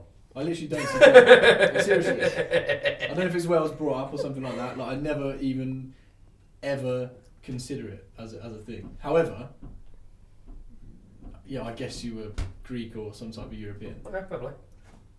Fine. See, I'm still upset you're not Greek sometimes. Fuck. I thought I had a route into baklava all the time. You want me to be Matt Stopholopoulos, do you? Matt Acidophilus. Yeah, Who's that? We'll take you as you are. Acidophilus is a medication. Is that what it is? Yeah. That's why it's funny. Yeah. In the episode of Friends where Joey's late it's American Gaviscon. Monica and Chandler's wedding, they're trying to find another person to officiate, and the only person there is a Greek Orthodox man, and he says, are they Greek Orthodox? And she said, yes, it's my friends, Monica Stephanopoulos and Chandler Acidophilus. Yeah. And I didn't know why that was funny until just now. Yes, it's American Gaviscon. Right, since we've moved on to Friends, this is one thing I wanted to get from a female perspective as well. Brace yourself. Yeah, I think you'll know right. I know where you're going. I feel in society these days there's a massive attack on masculine males, and it might not necessarily be an attack, but I think there's a massive push, rightly, for women to, have been gone into the workplace, etc., etc., freedom of speech, movement, expression, all that type of thing, which I think in the baseline of things is incredible, and I can't believe it ever wasn't a thing. But I noticed it's all about building up women these days, and it ends up being to the detriment of males. And my point is, if you watch most, mainstream TV channels? Is that what we're looking thing? And we can use what were we just talking about? Friends. Not Friends. What was the one with Jess? New Girl. New Girl, right? Coach, stupid. Even though he's quite athletic. What's the main character called? Nick, stupid. Schmidt's probably the only one that you can't really put in that category. But in most of the mainstream things, Friends is, for me, the best example, is all the males in there are stupid, useless, feminine males, whereas all the women in them are highly driven, highly successful, intelligent. Do you think that's been pushed on us subconsciously through those programming throughout the years? Not an accurate depiction of Friends. Ross is successful and intelligent. but he's a complete Joey's wetty, an idiot. unmasculine man that I don't think most women would actually respect. No, Ross has got major issues. I think Chandler is clearly intelligent. He's not very emotionally intelligent, maybe. Like most males. A A generalisation. Phoebe is incredibly ditzy. Not ditzy, Yeah. But I don't flaky. think that's a by her own negative words. for females. I don't think males ever look at a ditzy woman and think you don't like them. What about the neat freak? Who's that, Monica? Or you. The obsessive cleaner, everything has to be in its place, control freak type. I'm gonna argue that I don't think that's a negative. I would like that to a certain extent. Do you know what I mean? Like I'm in a lot of respects. I like everything to be neat and in place as it should be in terms of order. However, I wouldn't go. There's some things that go over the top as, like when we put the weights away in the gym. They have to be all straight and on top of each other because it really hurts my brain if I walk past and they're all like not in order. Very similar. However, those books there, because I know they can't be in order, I will let it go. I mean, I probably could improve the order, I just haven't. I know. Why I'm just haven't ignore I willfully ignore it. Otherwise it annoys You're like, me. okay, fine, it does bug me, but I don't Yeah. care. I was Yeah. wondering why they are in that order. Robbie was having a Will was having a read through. So they could be in another order. They were previously. Oh, for God's sake! Why did you start it? Why are we doing this? No. Because it makes so much more sense to size order it. I don't understand why you wouldn't. There we go. This is avid I'm entertainment right now. I'm much happier now. We got to that now. That is very pleasing. I think- Exactly, it's much I pleasing do to like the eyes. that. Isn't it? So when you go into a room and it's a mess, I'm like this with my bedroom. If my room is a mess, I walk into it after work and I'm like, I instantly feel worse. Yeah. When you walk into a clean, Tidy tidy, room, tidy mind. in order room, exactly. Yep. Exactly. I can't relax if I know I've got things I need to do. So it has to be quite tidy all the time. I'm like that with my desk. If my desk is messy, I'm gonna hurt someone because it's like, because I know it's not me who made it messy. So it's like this. I can't focus when my desk is busy. I need to have just in its place, neat. And I know what's going on. But I can actually get things done. Otherwise, I'm just cluttered. I can't focus. However, I will admit I am one of those people that will put it in a drawer, close the drawer, and then it's out of my mind. Yeah, because you can't see it. But if I open the drawer, then I'll fall to pieces.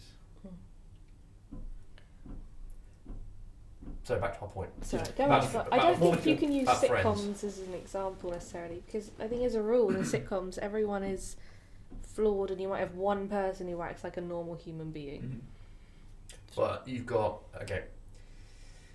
But let's say if you were to take an incredibly the few incredibly masculine characters you have in Friends, you'd have Paolo. Yeah. You probably have Fancy Man.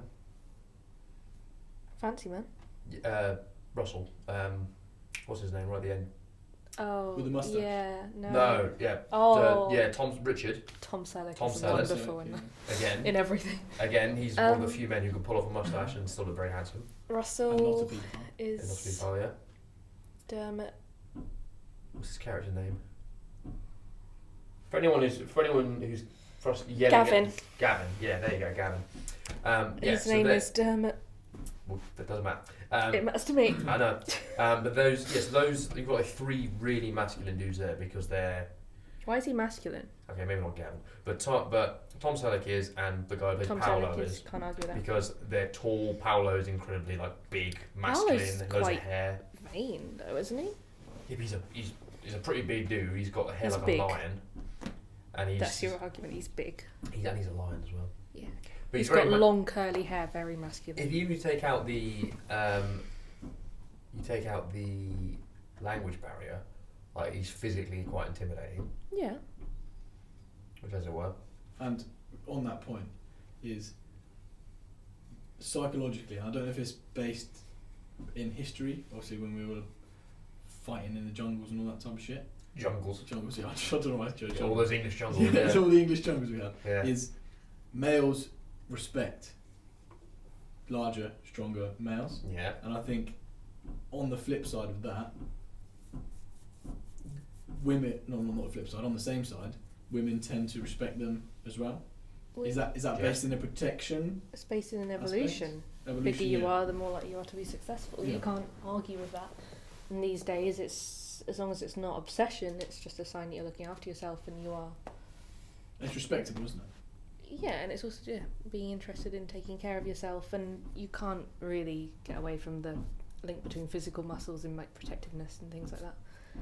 But I just think you can't look at sitcoms and pick these characters out because they're there to be funny and they're there to ridicule the things we see in everyone. You look at a drama, you get probably much more realistic people. True, Luther. But could you, to a point, apply that more towards Friends because of what it was and the size that it grew to? Would you say it had more of an impact on the culture? Because it's the first and most successful. It was the first sitcom of its size. Other than Jerry Seinfeld. I don't think it got to the same size as Friends. Yeah. I think don't know if Seinfeld it's did quite well, as I don't global. think it's the same as Friends. Partly because it's him, as opposed to 6 characters. That it's all about their stories.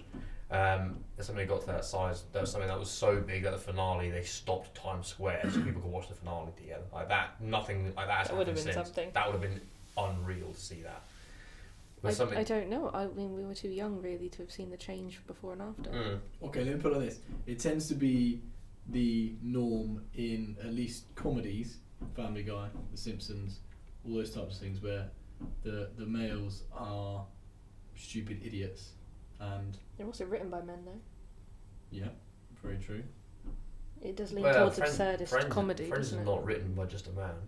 No, but The Simpsons and what was Yeah. Family But Guy? then the females in them tend to be the better part of the couple, shall we say. Of the main couple maybe, Mm. but then you've got some crazy female characters in The Simpsons. The twin sisters who smoke constantly scare me a bit. Oh, Selma and Marge's sisters. Yeah, I know what you're talking about. But they're male. They have no men in their lives, do they? No. Would it, or maybe you're actually looking at it from the wrong end. Maybe we're actually seeing that part of it, of say Friends, where Joey is an idiot, Chandler's emotionally unintelligent, and Ross is just a mess. We're seeing that and going, oh, because of that, maybe that's then influencing some sort of culture afterwards, which maybe it is. But maybe we're actually looking at it wrong, and that's not what it's about. Or what's happening. It's actually they're writing that to show a bit of a difference in power dynamic than what it actually is in real life.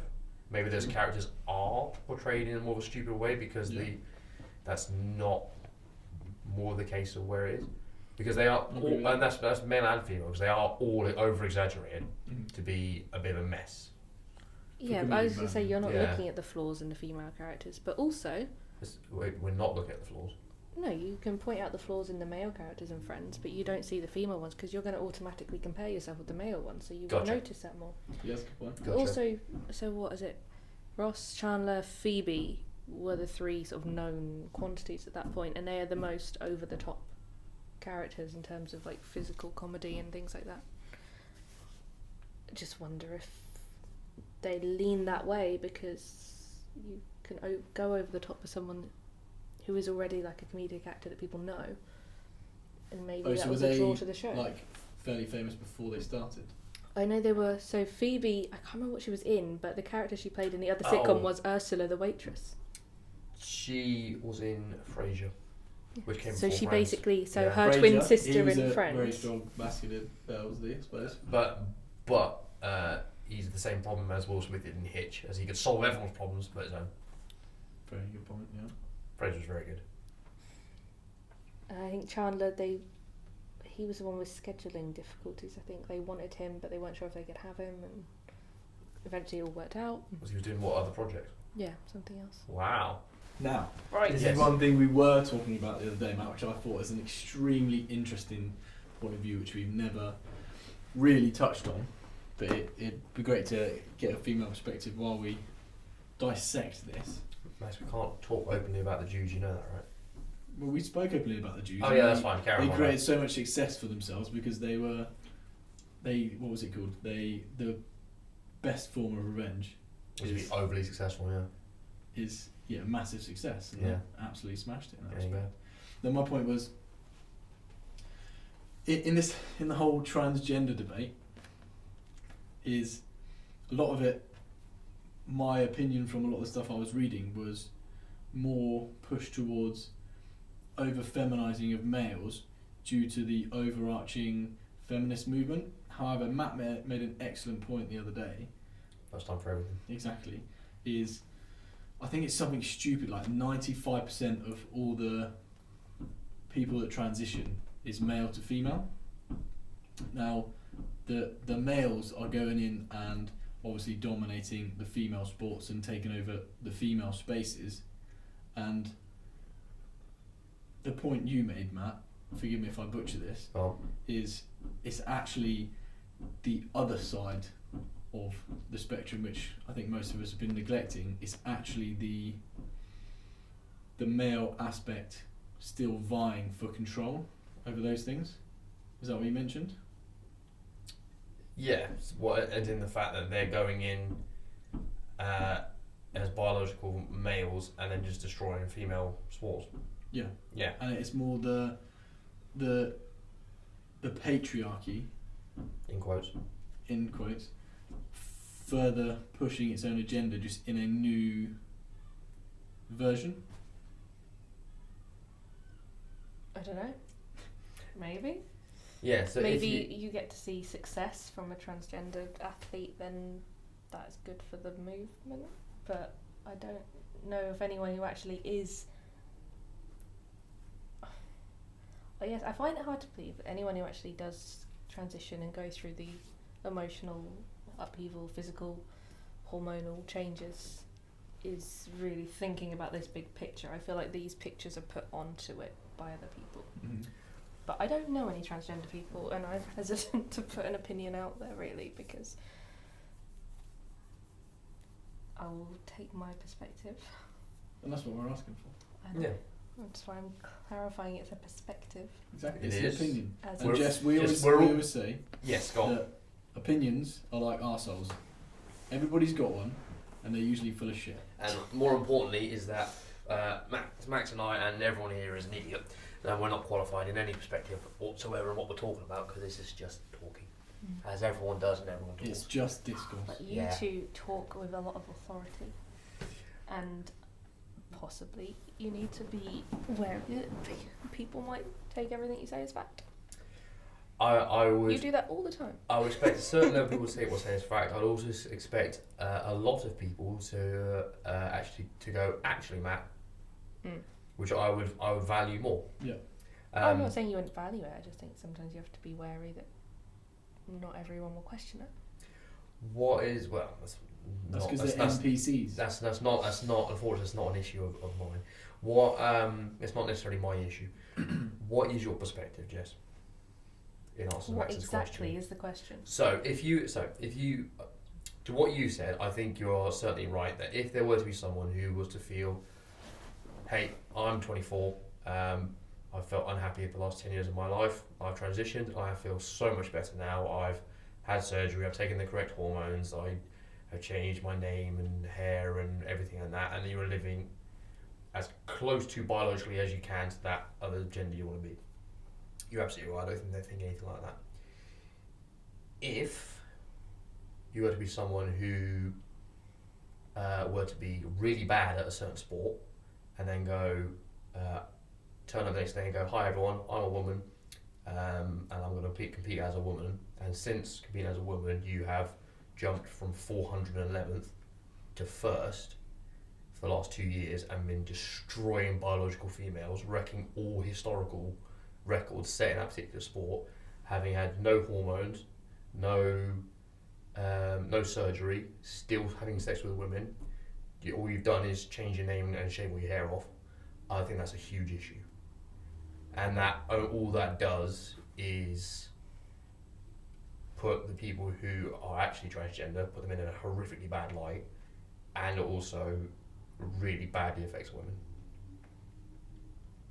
So the question is, what do you think? Yeah, the question is if you've Put got... them in different categories. It's a sporting that's a good issue. point. 100%. That's a You good know point. this. I've said this to you before. Stop doing male versus female. Do it by the way they do it in the Paralympics, by ability. But that's. So you're saying that transgenders should be in the Paralympics? Yeah, sure. You know, disabled transgender person could be in the Paralympics. Very well dodged. Very good. But again, I think the No, I just the think point in the that we were- Paralympics, it's not done by male versus female. Is it Well, not? actually, I It don't still know. is, yeah, Is it still? But it's also Okay. because there's so many different classes of disability. They Mm. don't put everyone all together. Mm. It's these people have like disabilities that impact them to a certain level. Yes. So they're all together. Yeah. And these have disabilities that impact them more, and they're all together. But is that due to the fact? Let's take Oscar Pistorius as an example. He's going to be faster than most of the other people because he actually has less weight to carry, and that's not like a dig or a joke. That is like he's going to be quicker. I just think you can't maybe compare a able-bodied or like has all their limbs but is blind skier to someone who has a severe like neurological impairment. They're not really in the same Yeah. category. A blind skier. That's fantastic. Have you not seen the blind That's skiing? fantastic. How does a blind skier work? Who's They that? have someone who. Have you not seen it? It's No. incredible. Is that a real thing? Well, they got like a How? bell in front of them or No, something. they've got a guide, someone who goes in front of them basically, and they're connected by Bluetooth to tell them the way. And like, it's incredible. It's mad. That sounds dangerous. That sounds super dangerous. How are they not dead? I don't know. That how sounds many like are. I'd rather watch that than the normal. I would stuff. love to watch that. That sounds Paralympics is amazing. way better than normal Is it? Olympics. That sounds like I've got Bad Max's And, version like, of the Paralympics. swimmer I can't who's share got- it here. The swimmer who's got no limbs, he's insane. That's Bob, isn't it? I don't know how he does it, but he's really cool. To this day, I love that joke. Okay, Yeah. so Right, so Flying skiing is great fun. so where you were getting with that is that it actually should be, if you're at that particular point, it should just be transgender people have their own categories. You've got male, female, transgender. No, Okay. I'm saying you put everyone together, look at their actual abilities or weights or whatever it is, and put everyone who's similar together, and then do it like with. Is it boxing done by weight? Yes. Okay. So if you did it by ability that way, that would then get rid of. You'd remove your outliers. Well, because what that would do is that transgender person, so the person I'm talking about is Leah Thomas, so that it would take that transgender person, and it would do absolutely nothing would change in their career, because they'd be transgender, but they'd still be 411th, Yeah. because they're not a very good male swimmer. But because they're male, they went from that to female and then just destroyed all the females. Because you can be the shittest man, but you'll beat the best women. I think the point we're getting Which is what he's been doing for the last few years. is Well, I feel like they've made some sort of mistakes because I don't believe women can be that shit. But I I don't think know a the lot point about it. we're trying to get so- at is for the males that are the females that are transitioning into males, they're not going in and They're not dominating men's sports, No. taking away safe spaces for females. Like, put it like this: if you had a 5-year-old daughter, would you be comfortable with her going into a toilet with a 35-year-old man who thinks he's a woman? Are they going into cubicles? Even the same space, I wouldn't. the same issue. toilet itself. It should never be about like the gender. It should be about the person. What do you mean? I'd rather share a toilet with pleasant men than an aggressive woman. But that's true. But how do you vet that either way? You don't. You take it on a case-by-case basis as you go. But If in you walk life, you into- have to generalise. Why do you have Always. to generalise? Because an arsehole woman is less dangerous than a transgender man who's got a Who's nefarious also- purpose. They both sound like arseholes. No, because the arsehole woman is just going to be nasty. The arsehole man could rape and kill you. I mean, she could kill me too. She can't rape you, No, but she could kill me. which is worse. I mean, I'd rather not have either. Yeah, but which is worse? Don't know. Neither has happened to me. But yeah, I mean, obviously one of them you wouldn't be here. Yeah. Shades of grey, not black and white. True, but again, this is part of the conversation, and there's ultimately it's a huge distraction technique, but it is interesting nonetheless. And to have laws and sports and all these types of things, you have to generalise. And we are having this conversation with you because you are the governing body of all sports, and we want this fixed now, Jess. I've always thought it was a bit odd to have male versus female because I'm sure there are some overlap. For sure. Unless it's gymnastics, because females are way better, aren't they? Yeah, Depends but what you're doing. Gymnastics is very broad. I don't know a lot about gymnastics. I just assume. Louis Smith was a pommel horse, was he? That was amazing. So you're saying that it's irrelevant if it's male or female, it's just ability is what it should be? Yeah. Interesting. That would make some very good boxer fights, to be fair. Close to Shields, this guy. Mm.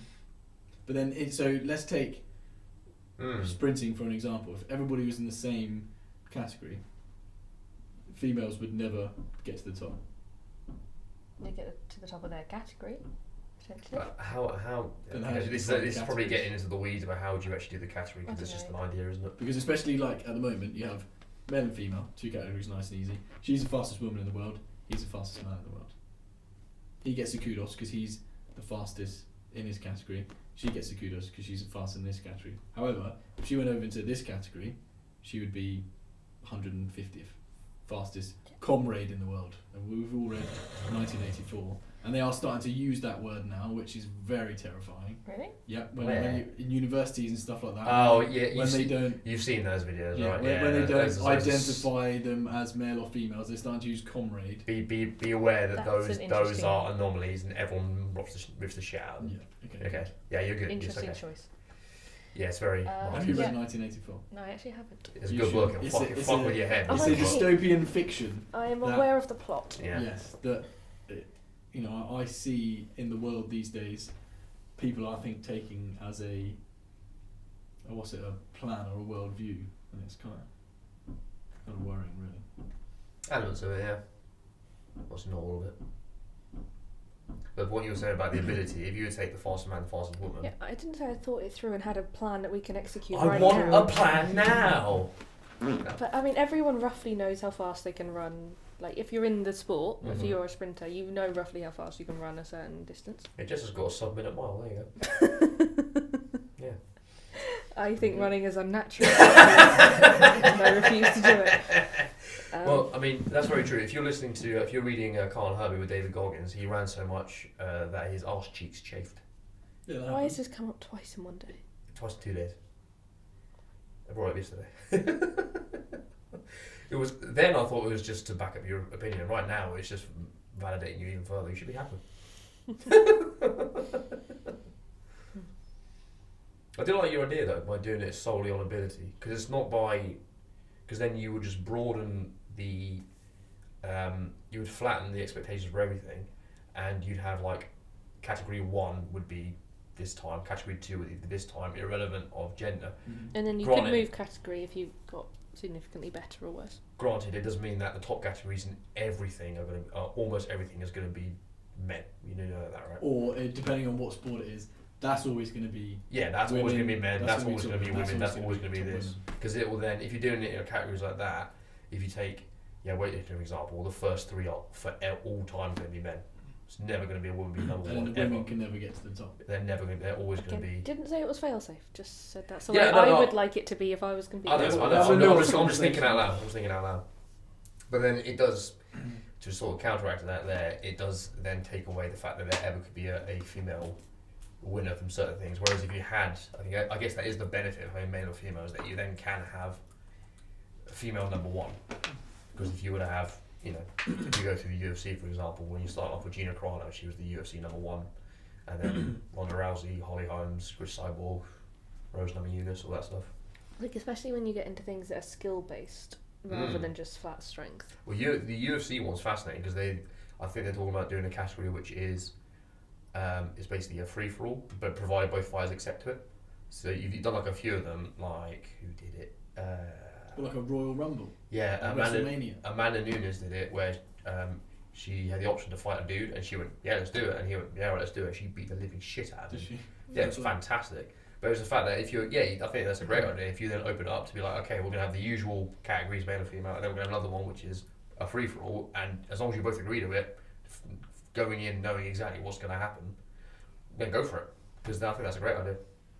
And like with the tennis, though they don't do mixed very often. They do mixed, but it's... Mixed male and female is cool. That's very interesting to watch. That's really I fascinating. mean, you had the Billie Jean King match to make the point originally. When was this? 60s? Cool. 80s? Cool. I'm not 100% sure when it was, but they made a film about it with Steve Carell and Emma Stone. But she... Wow, that's not pairing for them. He was aging out probably, but he maintained that a woman could never beat him. Mm-hmm. So she said okay, and she did. Was that a young female against an old male then?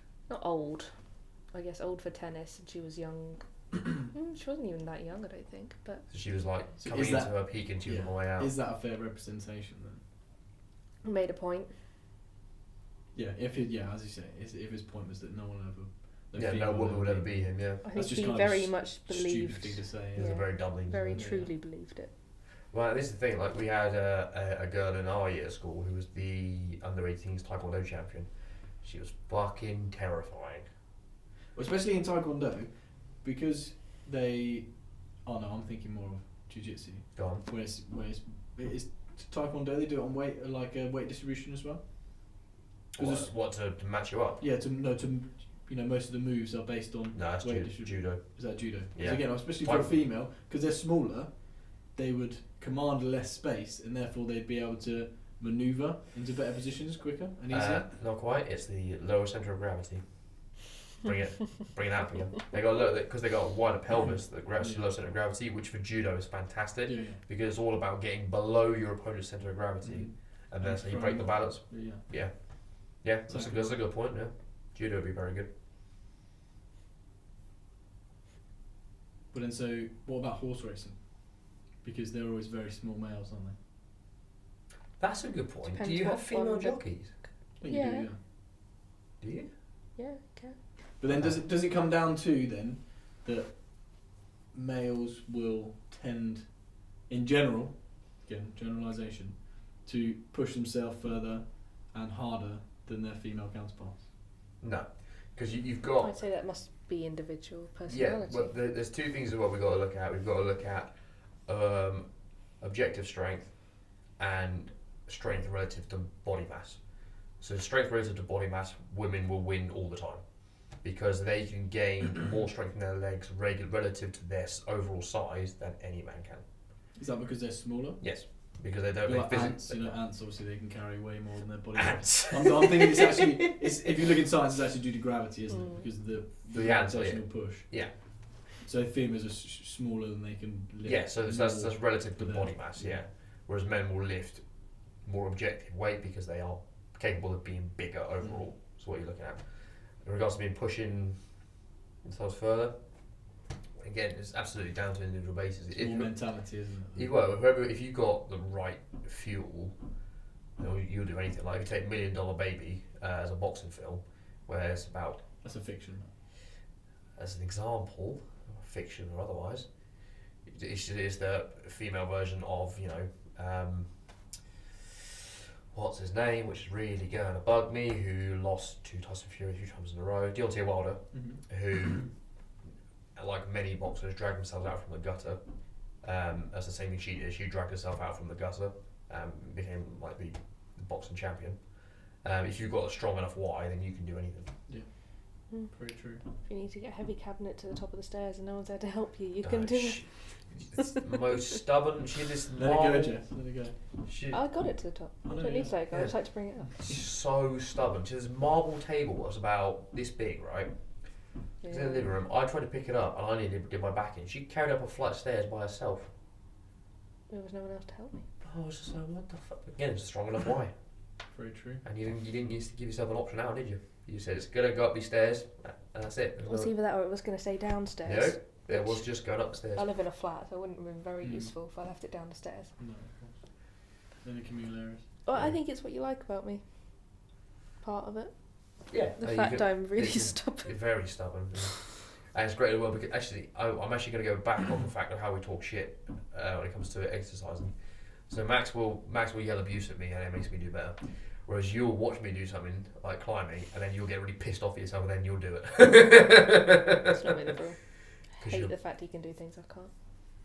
No, because you'll try it, Oh. and then you'll be like, oh, it's a bit too hard. Then you watch me do it, and you'll be like, fuck that, and then you do it. Is that not the same thing though? It's a little bit different, because I don't yell abuse at her, but it still pisses her off. No, he's actually my biggest cheerleader. He's a natural cheerleader. It's going to lend It's the mini skirt. Yeah. very well to Yeah. being a PT. But you're only ever encouraging and nice and lovely, and it pisses me off. Mm-hmm.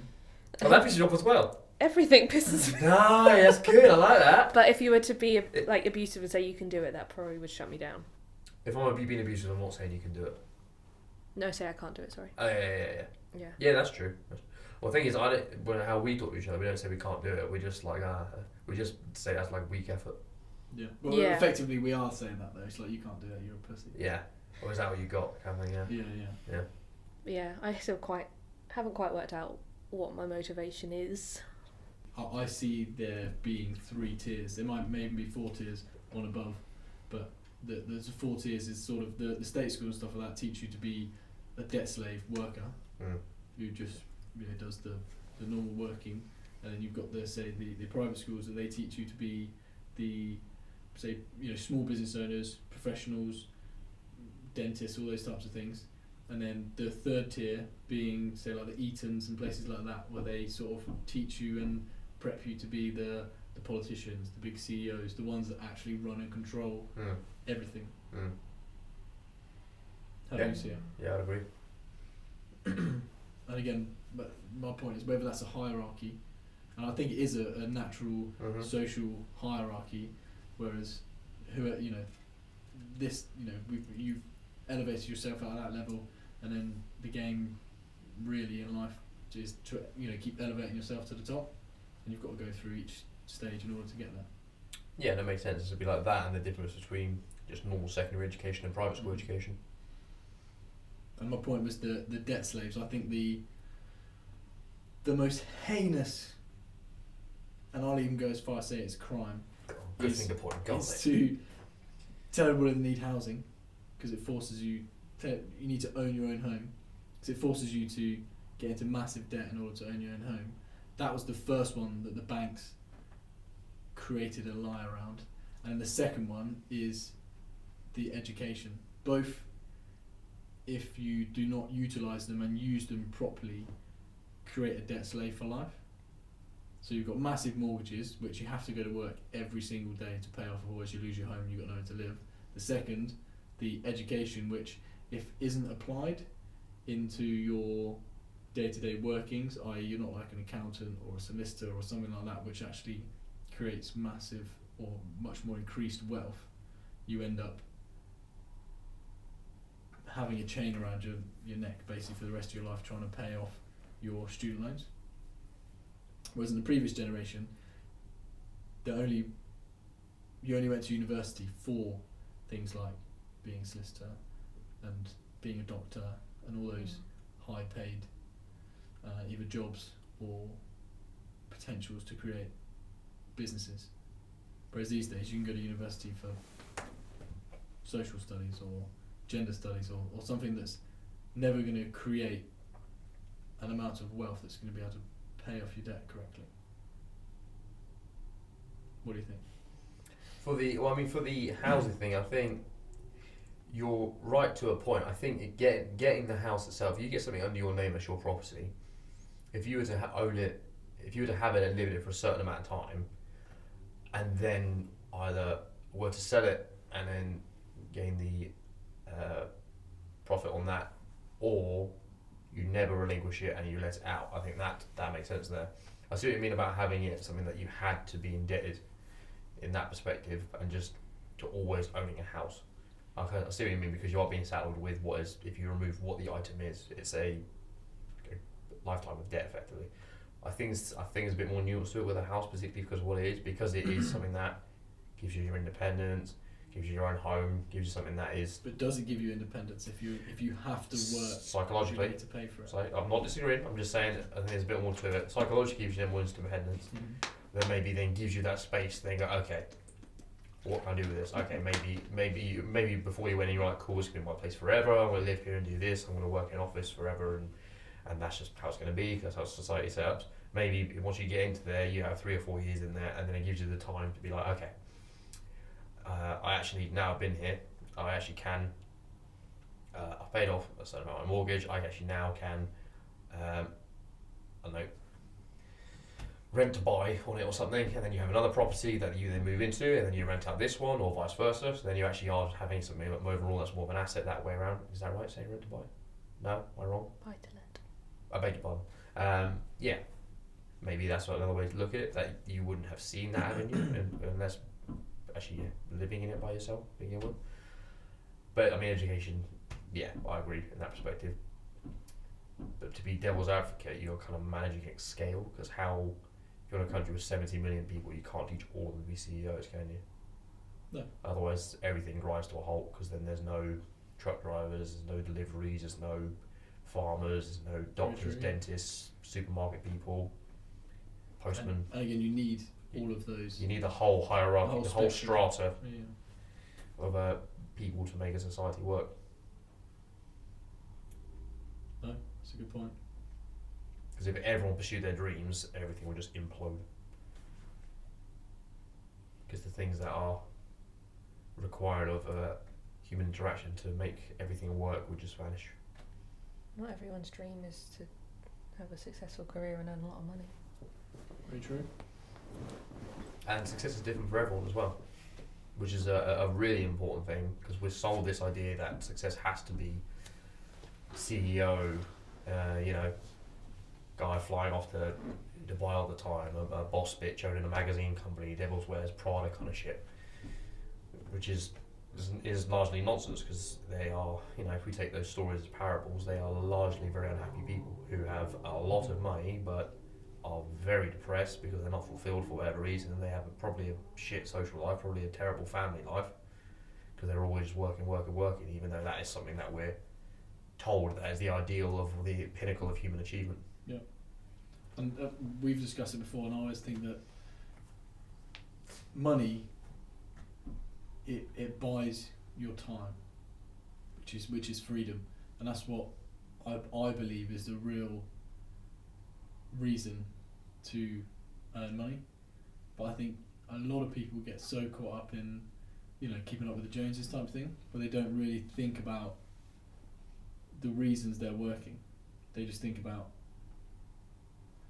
earning money so they can acquire liabilities, which keeps them in the hamster wheel of continuously working.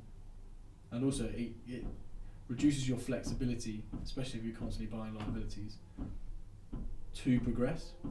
Because say, for example, you earn enough money to not be able to work for 6 months, you've then got the freedom to choose a different career path, or to invest in something which is going to create more money, or to change the job that you're doing. Whereas if you're constantly on the breadline, you have no option but to stay where you are, because if you move, you can't afford the mortgage, you've got to pay for your kids, blah blah blah blah blah, all of those things.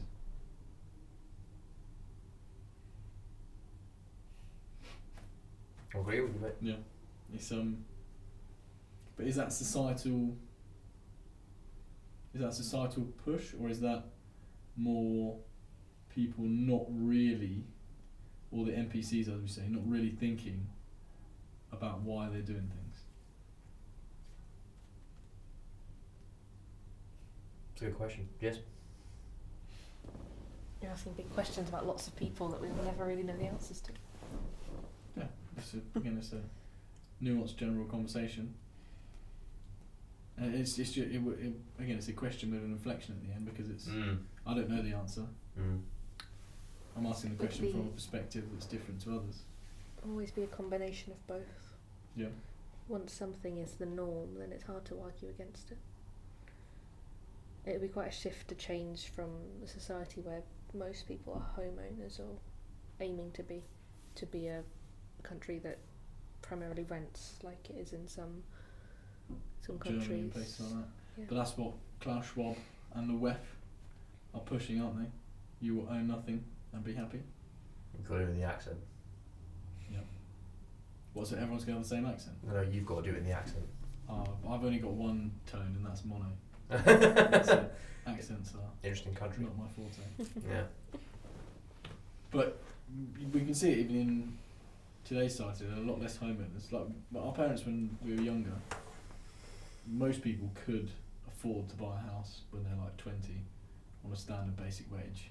Now these days you've got to have two, especially where we live in Reading, you've got to have two high earners to be able to afford like a basic home. And I think in the next generation it's going to go the other way, where people don't even bother to try and buy a house because it's too much of a burden and liability that we'll just rent. That might be a good thing in a way though, if you were to have a vast amount of people leaving that market. If the demand goes down, then the price will go down for it as well. Particularly if, because the supply will be there, so the supply will either be not used or it will just be turned to renting. So maybe the housing prices will go down overall. It depends if they keep printing money, doesn't it? Which they will. Because it effectively I think it's what Warren Buffett said, if you gave everybody £1 million, within 5 years, everybody will be in the same position as they were before you gave them £1 million.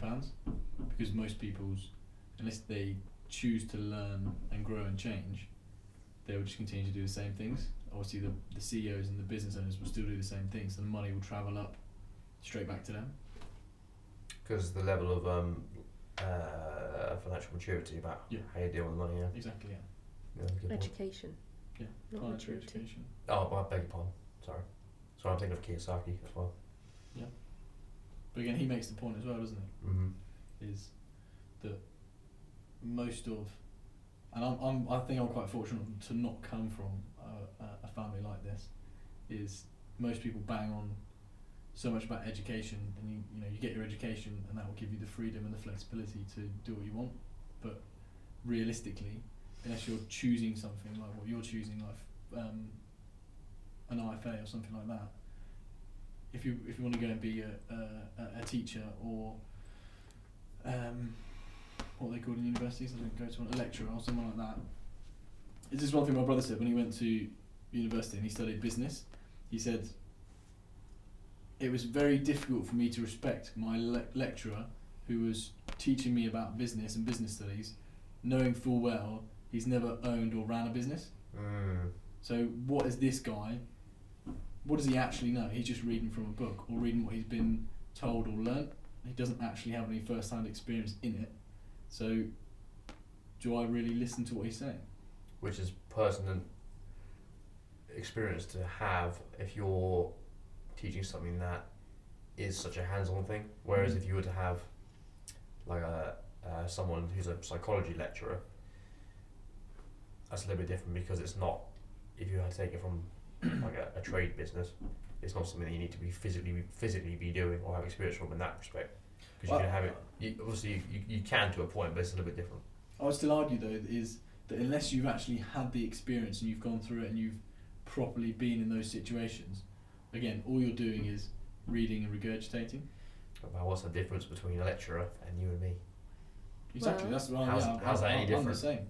All of my psychology lecturers were ongoing researchers. Nice. All of the counselling ones worked part-time as therapists still. Awesome. But when I talk about that's business and aspects like that, I'm only talking from my experience and things I've done, because I haven't had, other than formal education up to the age of 16, I haven't had any other education other than my first-hand experience, which I've learnt from physically doing.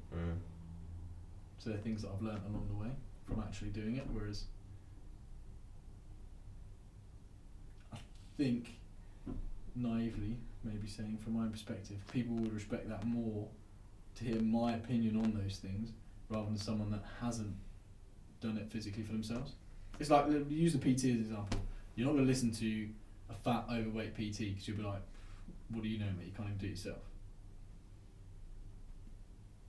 For the most part, yeah. For the most part. Yeah. Do you know what I mean?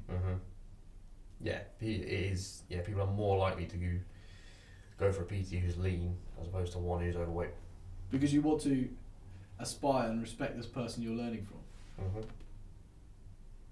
Otherwise, what's the point? Yeah, you want someone who's visibly showing that they have qualifications in it. Yeah, they've done it. They've experienced it. They've been through the pitfalls, so they can advise you better rather than someone that hasn't done it. Indeed. Anything else you'd like to add for today at all, Jess?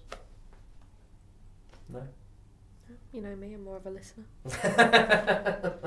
Well, as usual, we've set the world to rights. Absolutely. With our, We fixed everything. You're welcome, everyone. as always. You're very welcome. And we didn't delve too much into politics, which is good. We kind of dipped our toes several times. I think we dipped all of our toes. Couple of toes. I think all of the toes. Ripped the toenail off. Exactly. Well, you did. I think you do it just from occupational hazard at the minute. Yeah, just from being an imbecile. Yeah, there you go. But thank you everyone for listening. It's been episode 15 of the Just Discourse Podcast with Matt Harpe, Jess Brooks and Max Smith. Look at that, mate. We're getting guests back. Getting there. Don't forget to like and subscribe. Goodbye, everyone. Take care.